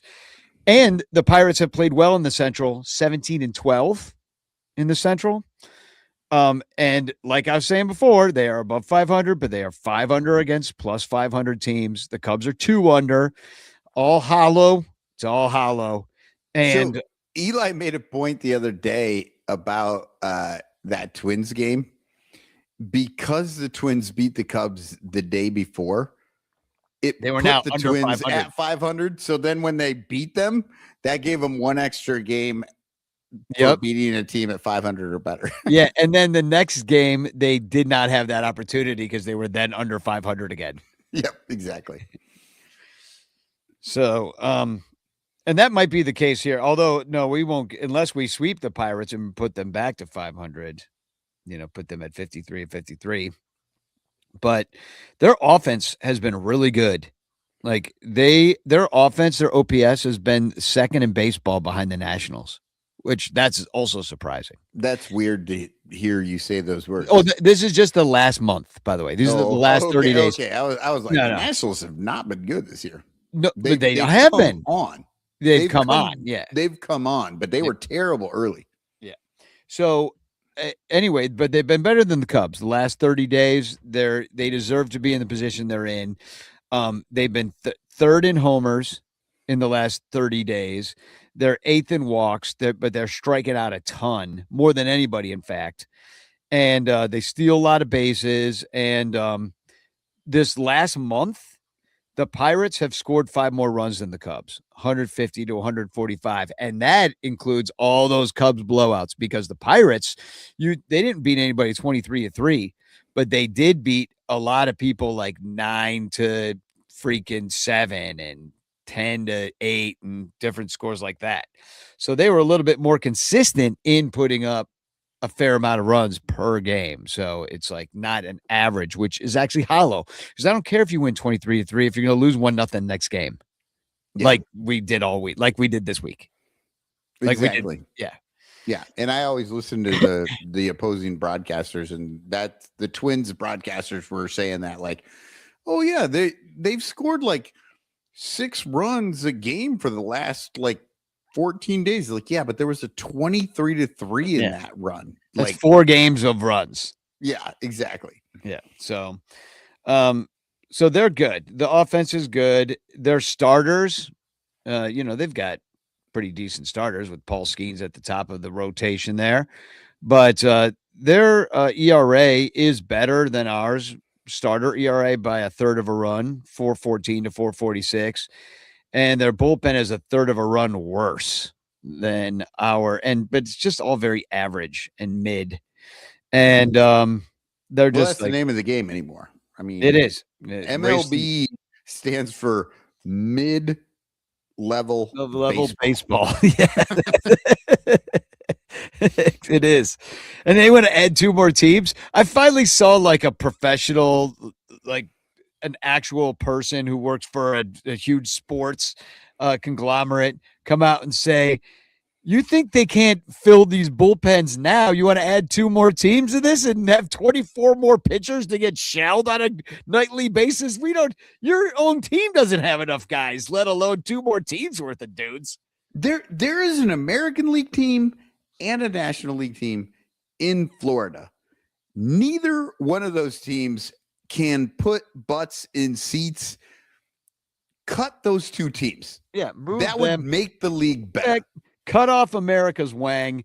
Let Florida fly into the sea. Let it become an island, fine by everybody. And those 2 teams can move to. No, they can move to the fucking sun. Just cut them. They don't exactly. We don't even. We don't need teams in Florida. Nobody wants to go to those games. So their defense is not good. So they're just a young team with not great defense and a hot offense right now. They're probably, I was asking Brian Ziegler to come on the show, our Pirates fan friend, and he could not. He's rehearsing with a band, but he said, I expect them to fade down the stretch. This is not a team that is going to be able to consistently hang around long enough to get into that 3rd wild card spot. There are more talented teams out there. But he goes, every move that Ben Cherington has made has worked out for the Pirates. Like all these no-name dudes that he picks up to like run through here, they've all worked out, he said. So they've had some luck on their side. He's on a bit of a heater is what you're saying. Yeah, Cherington's on a heater. And we might be catching the Pirates on a bit of a heater because their offense was freaking excellent. Anyway, that's what's going on with the Pirates. And then we got Matt Boyd versus Jared Jones, similar ERAs in the low 4s. Neither team faced the other guy this year so far. Then you got. Let me just say real quick, Matt Boyd pitched that game on Saturday. That was that. It was great. Fucking great. Yeah. Just absolutely so good out there. I think he went 7 full innings. Well, Boyd, Imanaga. We shouldn't be so surprised by that, but fucking pitchers going 7 innings is wild anymore. Well, if anything, I mean, it's kind of nice. There's a little less mileage on his arm right now, because you actually at the top of your rotation right now, you've got Imanaga and Boyd. You're going to throw a couple lefties. Most likely like games 1 and 2 of your 3-game series if you make the postseason tournament. And that's what it's going to look like. And the Pirates, that's who they're going to face. They're going to face Matt Boyd and Imanaga right here. And it's going to be both 2 lefties. And the Pirates do not play that particularly well against lefties. In fact, very few teams do. Yeah. So, well, because their lineups all get fucked every single time a lefty goes out there. Like, the manager freaks out and screws their lineup over. Well, you know why? Nobody knows how to hit against a lefty. You know why? Now the most important thing in baseball is the hand you wipe your butt with. Absolutely. So we got Boyd, a lefty. Pirates don't do well against him. Imanaga, a lefty, 3.91 ERA. He's got that ERA under 4 now from pitching well, keeping the ball in the ballpark. Thank you very much. But Paul Skeens is going to be out there Saturday night. That's kind of exciting. He's got a 3.43, so he is touchable, and we've touched him. He's had. I mean, look, Paul Skeens is a good pitcher. He has had some games this year where he has been bad. Like he's just been bad in a few games. I don't expect that from him, but like you say, he's been touchable. And when he's touchable for like 9. Well, and I'll put up the Cubs numbers against him. It's kind of small if you're watching right now, but we don't do that badly against him. We got Bush with a homer and a 267 average. Horner's got a homer, 267 average. Suzuki's got a homer. Swanson's got a homer. They've seen him a lot, and they don't do too bad. They can string something together and maybe put up some nice runs on Saturday against him. I mean, knock him out of the game. He only went 5 last time, but he struck out 10.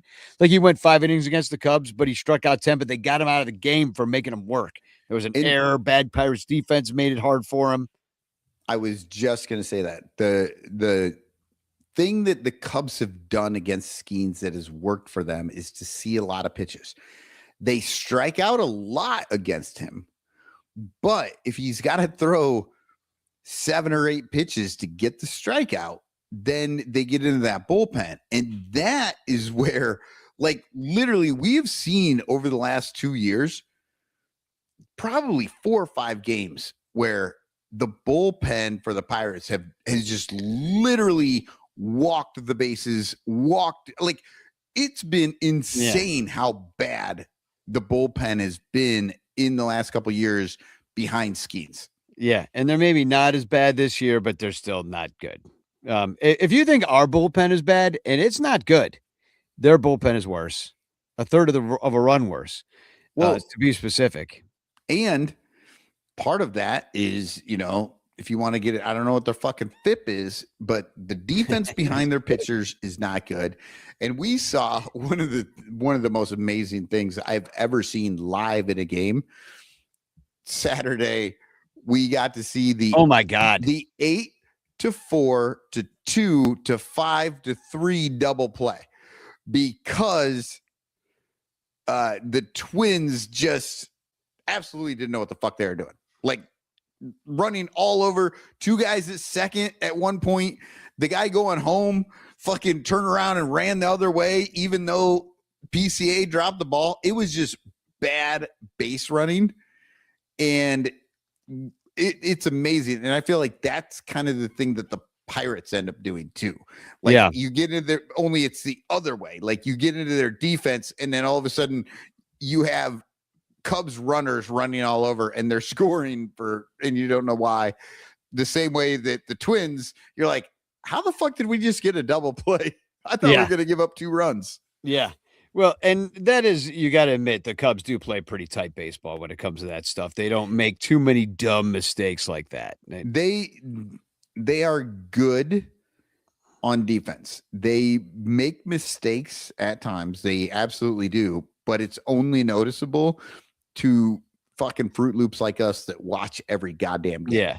But we haven't seen too many like 8-2, 4-3-1 double plays. Where, we don't see those. We haven't cued the Benny Hill music in a while. Let's just put it that way.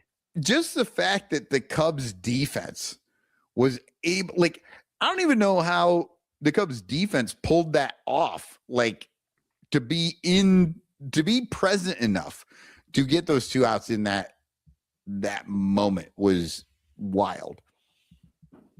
It really was. I mean, I was cueing the Benny Hill music in my own brain. I was playing it certainly out loud. So in the last game, and we didn't really talk about this, but Tyone is back, and he's coming back again. Oh my God. He's been fucking horrible too. Mm-hmm. Well, he's bad.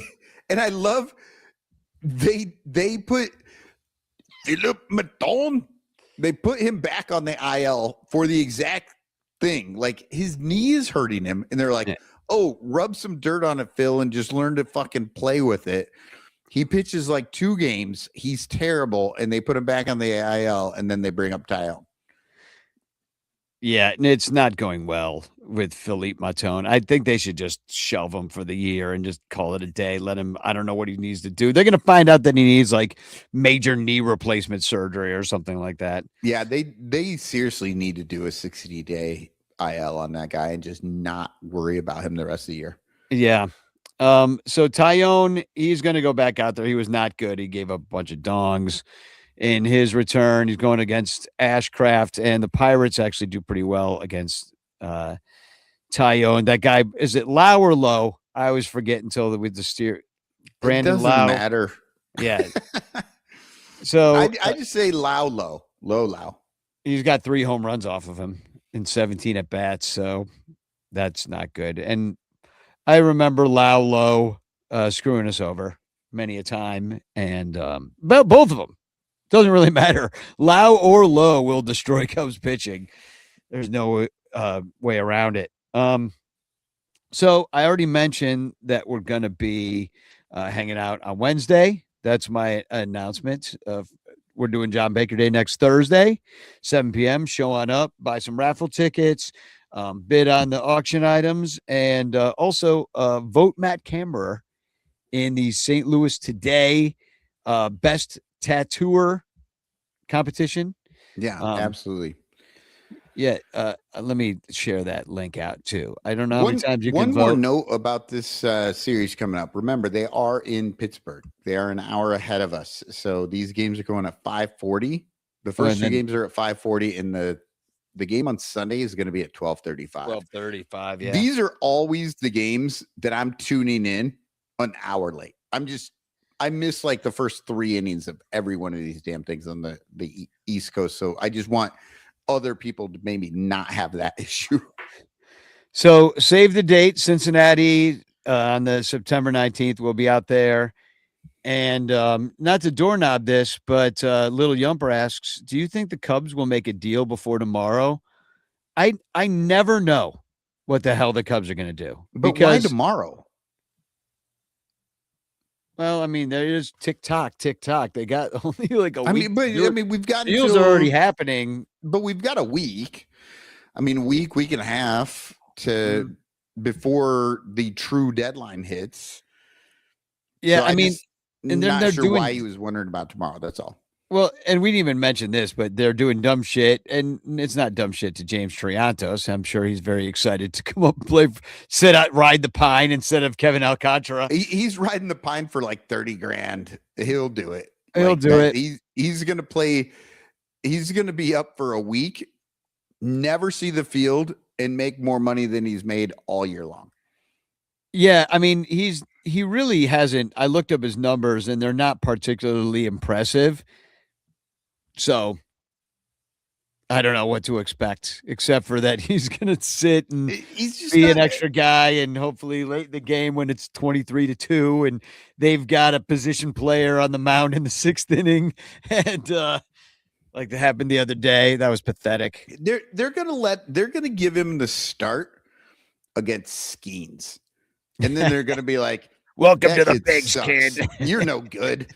You're no good. He's gonna Get throw him the out of ball here. 105 miles per hour past him, like fucking 6 straight pitches, 2 outs, and then they're gonna bench him for the rest of his life. Well, do you know what I wonder about is if some team is interested in James Triantos, and they said, "Tell you what you do, you call him up. I want to see him hit against Skeens." And then we'll see if we can make a deal. I want to see how overmatched he looks against Skeens, because everybody's overmatched. I mean, that would make sense, because that would allow the other team to be like, yeah, he can't hit Skeens. We're not giving you as good a deal. They're going to lowball him. They're going to talk the Cubs into seeing him against Skeens just so they can lowball him. Yeah. Or Triantos comes up, hits a home run, and it's a closer. We get a closer. Yeah. I mean, that it matters, because we never need anybody to close any fucking games. Yeah, because it's either 17-2 win or a 1-0 loss. And Daniel Palencia is, well, when he comes back, he pitches in lots of ties, really. I was just going to say, a lot of fucking ties. Fly the T, Palencia. Yeah, so I mean, there's always a million more Cubs storylines, but we were selfish tonight and just told stories about the fun we had this weekend. Oh man! But you know who else had a fair amount of fun this weekend? The Pirates make the Cubs walk the plank, putting 3 wins in their bank. The Cubs keep on touring to a place that is boring. St. Louis, the home of the stank. PU. Dude, if anybody knows about stank, it's Cubstradamus. Holy Man, shit. But if Cubstradamus can smell St. Louis, oh boy. I mean, it must really stink. I mean, there's a reason that right across their chest, they have shirts that say the Lou. Yeah. You take a dump right in it. They'll probably wear those. Probably not actually, because it's in the week. Maybe they'll do it just to piss us off, to troll us. I have 2 TFCs. Do you have one? I do. I have one. But you know what? Real quick, before we get to the TFCs, you had it in the rundown. You skipped it because we are running a little bit long, but I want to talk about this. What did I skip? The Zach McKinstry pitching in the 7th inning. Oh yeah. You have it in here because I feel It's like an you probably abomination. did want to talk about it, but Here's what all is I your want to take? say about it. If you're gonna do that shit, have forfeits, have slaughter rules. If you're trying to save your guys, no, it was cute for a long time, and it's just not cute anymore. It's like they gave up with 3 innings to go. yeah. So It's ridiculous. They didn't even fucking try for the last 3 innings. It's really bad. yeah, I mean, you know what? I don't know. You could do a bitch clock on this or not, whatever. But I'm about to go off here for a second because John Sciambi is the dumbest motherfucker I have ever fucking seen call a game.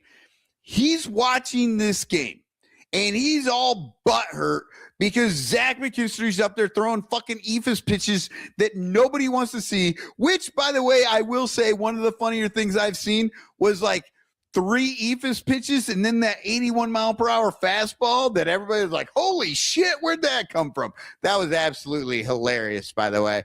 But Shambi's up there. He's fucking acting like a dipshit. He's all fucking upset. yeah. And He said, "I hate this." That's what he Yeah. said. He Quote said, I unquote. hate this. And he looks at Rick Sutcliffe. 70-year-old fucking Rick Sutcliffe is up there. He's fucking 3 martinis in. He's having a good time. He was talking to Greg Weintraub or Greentub. I don't know. Some guy that fucking spent a whole bunch of money so he could be on air and absolutely outshine fucking Boog Sciambi the entire time he was there. And so he's there. He's talking to Sutcliffe and he says, well, they never did this when you were pitching. John Sciambi, have you ever fucking watched baseball? Did you just fucking fall off the turnip truck, you stupid motherfucker? Like, baseball existed prior to fucking StatCast, you asshole. Like, back How in about the those day, 37 errors. Rick Sutcliffe was like, what the fuck are you talking about? I threw 7 innings just on a normal day. If I threw 5 innings, I was having the worst goddamn game of the month for me. And then when the fucking bullpen comes in, Lee Smith, he was like the first kind of real like closer in the game. He pitched 3 innings every fucking time he came into the game. Sciambi, Boog, you fucking moron. No, they didn't fucking pitch any goddamn position players back then because starters pitched 7, 8, 9 innings all the fucking time. And if they didn't, then you had 1 reliever come in. You didn't fucking run through 7 pitchers in a game in which you were losing 11-0. That doesn't fucking happen. You didn't need position players in the 80s or any time before that. You only need it now because the fucking stat holes are so goddamn afraid that Cade or Caden or Cadley or Cadle or whatever the fuck Cade you have pitching is going to hurt his fucking arm. Give me a goddamn break. Shut the fuck up. Get off my air. Let Alex, let somebody else fucking take it. Let Greg whine, grinny, what a fuck. He's got enough money to pay to be on this fucking air for the rest of the season. I want to see him and not fucking listen to your stupid fucking 5-year history of baseball having ass. Shut the fuck up.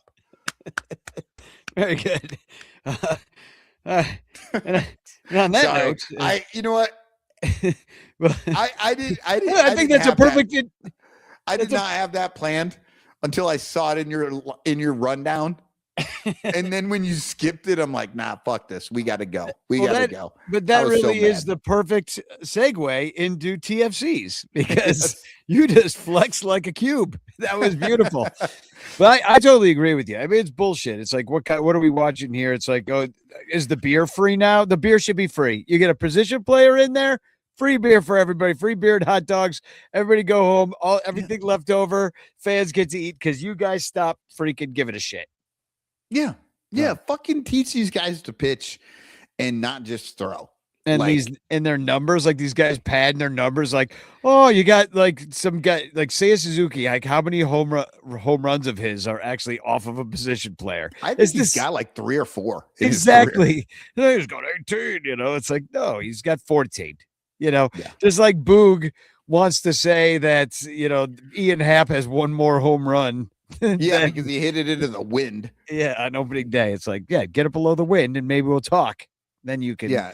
Fucking, I'm just so goddamn tired of Shambi. And when I hear stuff like that, and I'm like, dude, have you just never watched baseball? Like, he hates baseball. He doesn't like baseball. And all these fucking idiots who are out on social media and they're like, Boog is so good. I love Boog. He's so fucking fun to listen to. It's like, have you watched baseball? Do you know what the fuck you're looking at? Like, they like the Marquee show, the Boog and Taylor and the whole gang. I mean, for one thing, a lot of people hate Sutcliffe. Like all the people that most people hate are my favorites because it's like, because I don't know what Sut's going to say. And he absolutely interrupts. He absolutely does not go with the flow. He absolutely has like a voice that's somewhat irritating, but it is wonderful to listen to. Because even though like, remember when he said that he wants to have public executions at Wrigley Field on Twitter? Like, this is the content I would watch Marquee for. So I would love it if they gave Mark Grace, freaking Rick Sutcliffe, give them mics, let them cancel themselves and the cows come home, and I will sit there eating popcorn like the Michael Jackson meme. It airs at 3 a.m. and it does, and it's not on YouTube. Like, it's old school 1980s. If you didn't stay up till 3 a.m. to watch the Mark Grace, Rick Sutcliffe show, you don't see it. You don't know. Exactly. No, and I seriously, I wanted to find a TFC about Shambi and stuff, and somebody out there, and I almost went with it, but then I decided to. But somebody was talking about how Shambi just seemed all butthurt because everybody liked old man Greg. I mean, that dude's fucking 80 years old, and he had his fucking pants pulled up to his goddamn chin. Nice job, Greg. and Congratulations, Greg. Shambi was over there doing his best Zaidman. Like every so often he'd be like, the ERA is fucking like, shut the fuck up, man. Greg's on a roll. Let him go. Speaking of weird old men, did you check this out? Somebody found this on the broadcasts. Somebody's sitting in the bleachers with just the worst shirt. You must have seen this. I saw this. This guy in a shirt that says, "I got my prostate examined on Epstein Island." And he's sitting right behind a kid. He's just sitting right behind this kid. And it looks like that kid's dad is sitting there going, don't turn around and don't ever talk to strangers. Nice. That kid's in danger. I'll tell you that much. But it's funny too, because the kid is like he's pointing upward, and it looks like he's pointing at this dude's shirt. It does. And not to mention the fact that the way the guy is standing is kind of creepy. Is kind of children of the corny. Because like who stands like that? He's like making no gesture at all. His hands kind of hanging down to the side. You know, it seems to be just staring straight ahead while everybody else seems to be in action, a la, you know, the last Da Vinci's Last Supper. And just like as if some Children of the Corn guy was painted into the Last Supper. I'm glad we can't see his creepy glowing eyes. Yeah, that Malachi motherfucker is just standing there in a comatose, like just looking forward, like freaky. Where do you get a shirt like that? On Facebook. And he's saying that he was anally penetrated by a finger or something on Epstein Island. Okay. And we know this dude's way too old for that shit. Epstein wasn't digging on guys his age. No, and that guy doesn't look rich enough to be on the island. You know what I mean? Like that's some banker shit. That's actually an aspirational t-shirt for that guy. He's like, I wish I had enough money to get anally examined on Epstein Island. Oh boy, I didn't even know that's a thing I didn't even know you did there. These files, they just come out one by one. You find out new things all the time. I guess he's this got t-shirt, 3 million more in his dresser at home. This t-shirt was once redacted, but now it's been. All right. Well, what's your TFC? I'll take mine down. All right. Well, that was awkward. Awkward shirt. It really was. So this goes back to the Rizzo getting the home run ball. This is on the MLB Reddit, so not the Cubs one, just the MLB Reddit. And somebody brought up that Rizzo was getting this ball and has a picture of him with the ball and his kid and all this stuff. And this San Francisco Giants fan, I love it. No idea what's going on. He says, dude's wearing his own jersey. He was actually... He was actually wearing, I don't know if he was wearing it in the bleachers. I think he was. He was wearing his 2016 jersey. He was. Yeah, he was wearing the jersey that he was wearing in Game 7. In Game 7, yeah.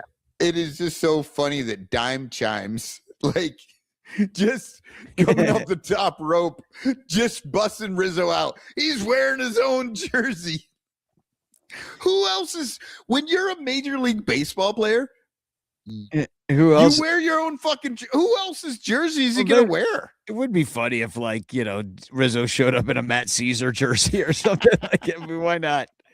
Be kind of fun. I would if I was a player like that. I would certainly mess with the fans that way just for fun. Like, I'd go out there in a Dexter Fowler jersey, like, dude, let's trade jerseys just for fun. Everybody take pictures and think it's funny.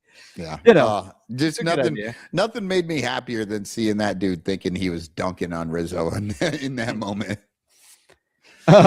So I don't know if you caught the new All-Star logo, because the All-Star game, if the season's played and they get around to it, they will have an All-Star game at Wrigley Field next year, and they have a new All-Star logo, and I have to explain all this, I guess. But Cubs Memes tweeted out 3 pictures. And first of all, the All-Star logo, where they put the MasterCard symbol, if you can picture it, it's got the orange and red interlocking circles.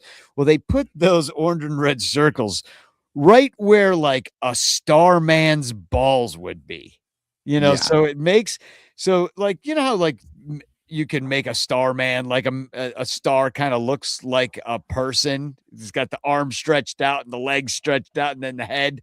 You know, they put the balls right down there where the MasterCard logo is. So anyway, there's the one with the balls, then one without the balls, and Bob Barker saying, "Have your logo spayed or neutered." Yeah. Oh, it is. That is great. It is so funny because you're 100% right.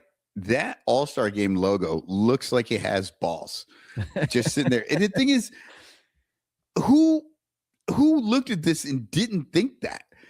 They could have put those fucking balls up where the the MLB logo is and just lowered the MLB logo, lowered everything just a little bit. Maybe you don't even use a fucking star. Maybe you use the Chicago star. Wouldn't that have actually been awesome if they had used the 6-point star off of the Chicago flag for the All-Star game? It doesn't say anything about Chicago. No, except for, it says Chicago, but that's a joke because it also says 2027. And I don't give a fuck. Anybody who's sharing this and acted like there are people on the internet getting excited about the All-Star game next year. Whoa, you poor, sad people. It actually looks like the Dallas Cowboys star. If it looks like any star. It really does look like the Cowboys star, except for the balls.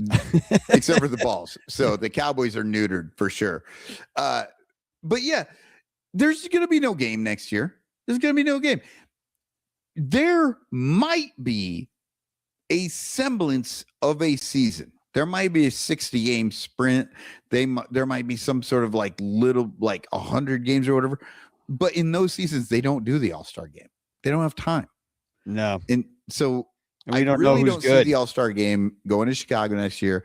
And the worst part is we've waited 37 years for this thing. And it's probably going to be another 37 before they come back. Yeah, they're like, well, it's part of the new Players Association deal. We're going to play the All-Star game in Hawaii at a neutral site. Right. Some dumb thing. And so that is the show. We're going to give away the #chance postcard. So this is your last chance to get in the chance. Also, make sure you like and subscribe and do all those things, just because then you can keep up with us, what we're up to and stuff. Yeah, I need to find. I have way too many tabs. Yeah, open. and you want to subscribe to the podcast because we do Cubs recaps. We are every damn day. Mostly. And I will say, look, when you get a podcast that's 20 to 40 minutes long, like I did today, but when you get these podcasts that are longer every single day, I get it. You can't listen to all of them, right? But we're there for you. It's there. If you miss a game, we're there for you. You can find out what's happening. If you want to know a little more about what people are thinking about this, we're there. We're talking about these games every damn day. And I feel like shout out to Mike Waller too, who has been away from it, but he's been having the time of his life coaching a little league team in Cooperstown. Yeah, coached a little league team in Cooperstown, and now he's going to the regionals with another team that won the state championship. Awesome job for Waller. I hope you guys win, and I hope you can't do any more Cubs pods because you just keep winning. Yeah, that would be Next awesome. thing is you're going to Japan to play the best team in Japan. The fucking Bad News Bears redo. Yeah. I would love it. I'm glad that you are of that certain age that I knew you'd get that reference. Yep. It'd be at the Astrodome, everybody chanting, "Let them play." Yeah, 100%. All the Bad News Bears movies. The first one is still a classic. That one holds up. The ones after that, sequels were rough. All right, let's pick a winner. Round and round she goes. All I'm in right, here. let's see what we got. Do you see me? I'm in here somewhere. I did. I There saw you am, put that in. Why did you do that? Because I want to win. I never win anything anywhere. But Master P. Levy with the W. Congratulations. Nice. Yes, you still didn't win. Right. See, that's the thing, Danny. You put yourself out there. It takes courage. But then you have to deal with the fact that you just lost again. It's okay. I mean, I would have had to have written a note of love and doom, and I would have some trouble with that, I think, You know what? If you put in there and you ever win, I'll send you a postcard. I think I should try to win just to make it so that I have to send less postcards. So I thought you just didn't want to send a postcard. Exactly. It's true. And so now I like that the work is now put off on you. That makes me even happier. Yeah. So you're going to waste Michael's time now. I have one. right yeah. there. Oh yeah, you won. That's in my John Baker Day, done by Mac Hammer, the print. I've actually got like 3 of them in there. Behind that, one of them says "fuck the DH." But yeah, I've got that postcard right there sent to you because I got into the chance one time and I won. And won. Well, you're like Rizzo sitting in the bleachers getting balls hit to him. You know, just you play once, you get too. I was like 1-0. I win. Fucking dropped the mic. I walked out. Never did it again. Fucking champion right here. So reminder, send me your pictures from 2016 and 2026 with you and or your family. Send it to sunranto@gmail.com. I'll put you in the video. I got new vocals on this song, so I'm going to share that with you. It's like a new mix of the song. Hopefully it's okay. I would just, sometimes I don't know when to put down the crayons. You know what I mean? I don't know. I hate things when I put them out and then I like them like 8 years later. I'm like, hey, it's actually came up pretty good. Or I'm like, oh, what the fuck is this? Oh, it's me. Oh shit. Right. Like I never know what my reaction will be. So everybody can appreciate that. Anyway, that's the show. And I guess we'll see you next week or on Cubs Pod if you subscribe. Yeah. I hope I see everyone much more often than I get to right now. Yeah. Because this last weekend being there and seeing all their entries, that was so great. So yeah, we should just see them more. If anything, it said to me, we should do this more often. Yeah. We absolutely should. So all right. Spagog. 10 years ago, we cried in the stands. 10 years ago, we drank and we danced. We listened to games at our grandfathers' graves. I wanna go back to 10 years ago, back to 10 years ago, back to 10 years ago. We chalked up the walls 10 years ago. We conquered the fall with songs in our throats. We slaughtered the goat. I want to go back to 10 years ago, back to 10 years ago, back to 10 years ago. Build me a time machine, a time machine. I wanna go back to 10 years ago, back to 10 years ago, back to 10 years ago.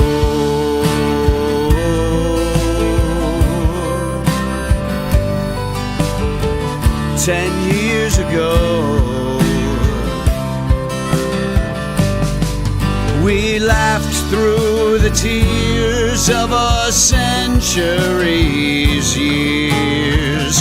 I wanna go back to 10 years ago, back to when we sang Go Cubs Go, back to 10 years ago. When we were all young, 10 years ago, we finally won a family and friends. Let's remember when, and we can go back to 10 years ago, back to 10 years ago, back to 10 years ago.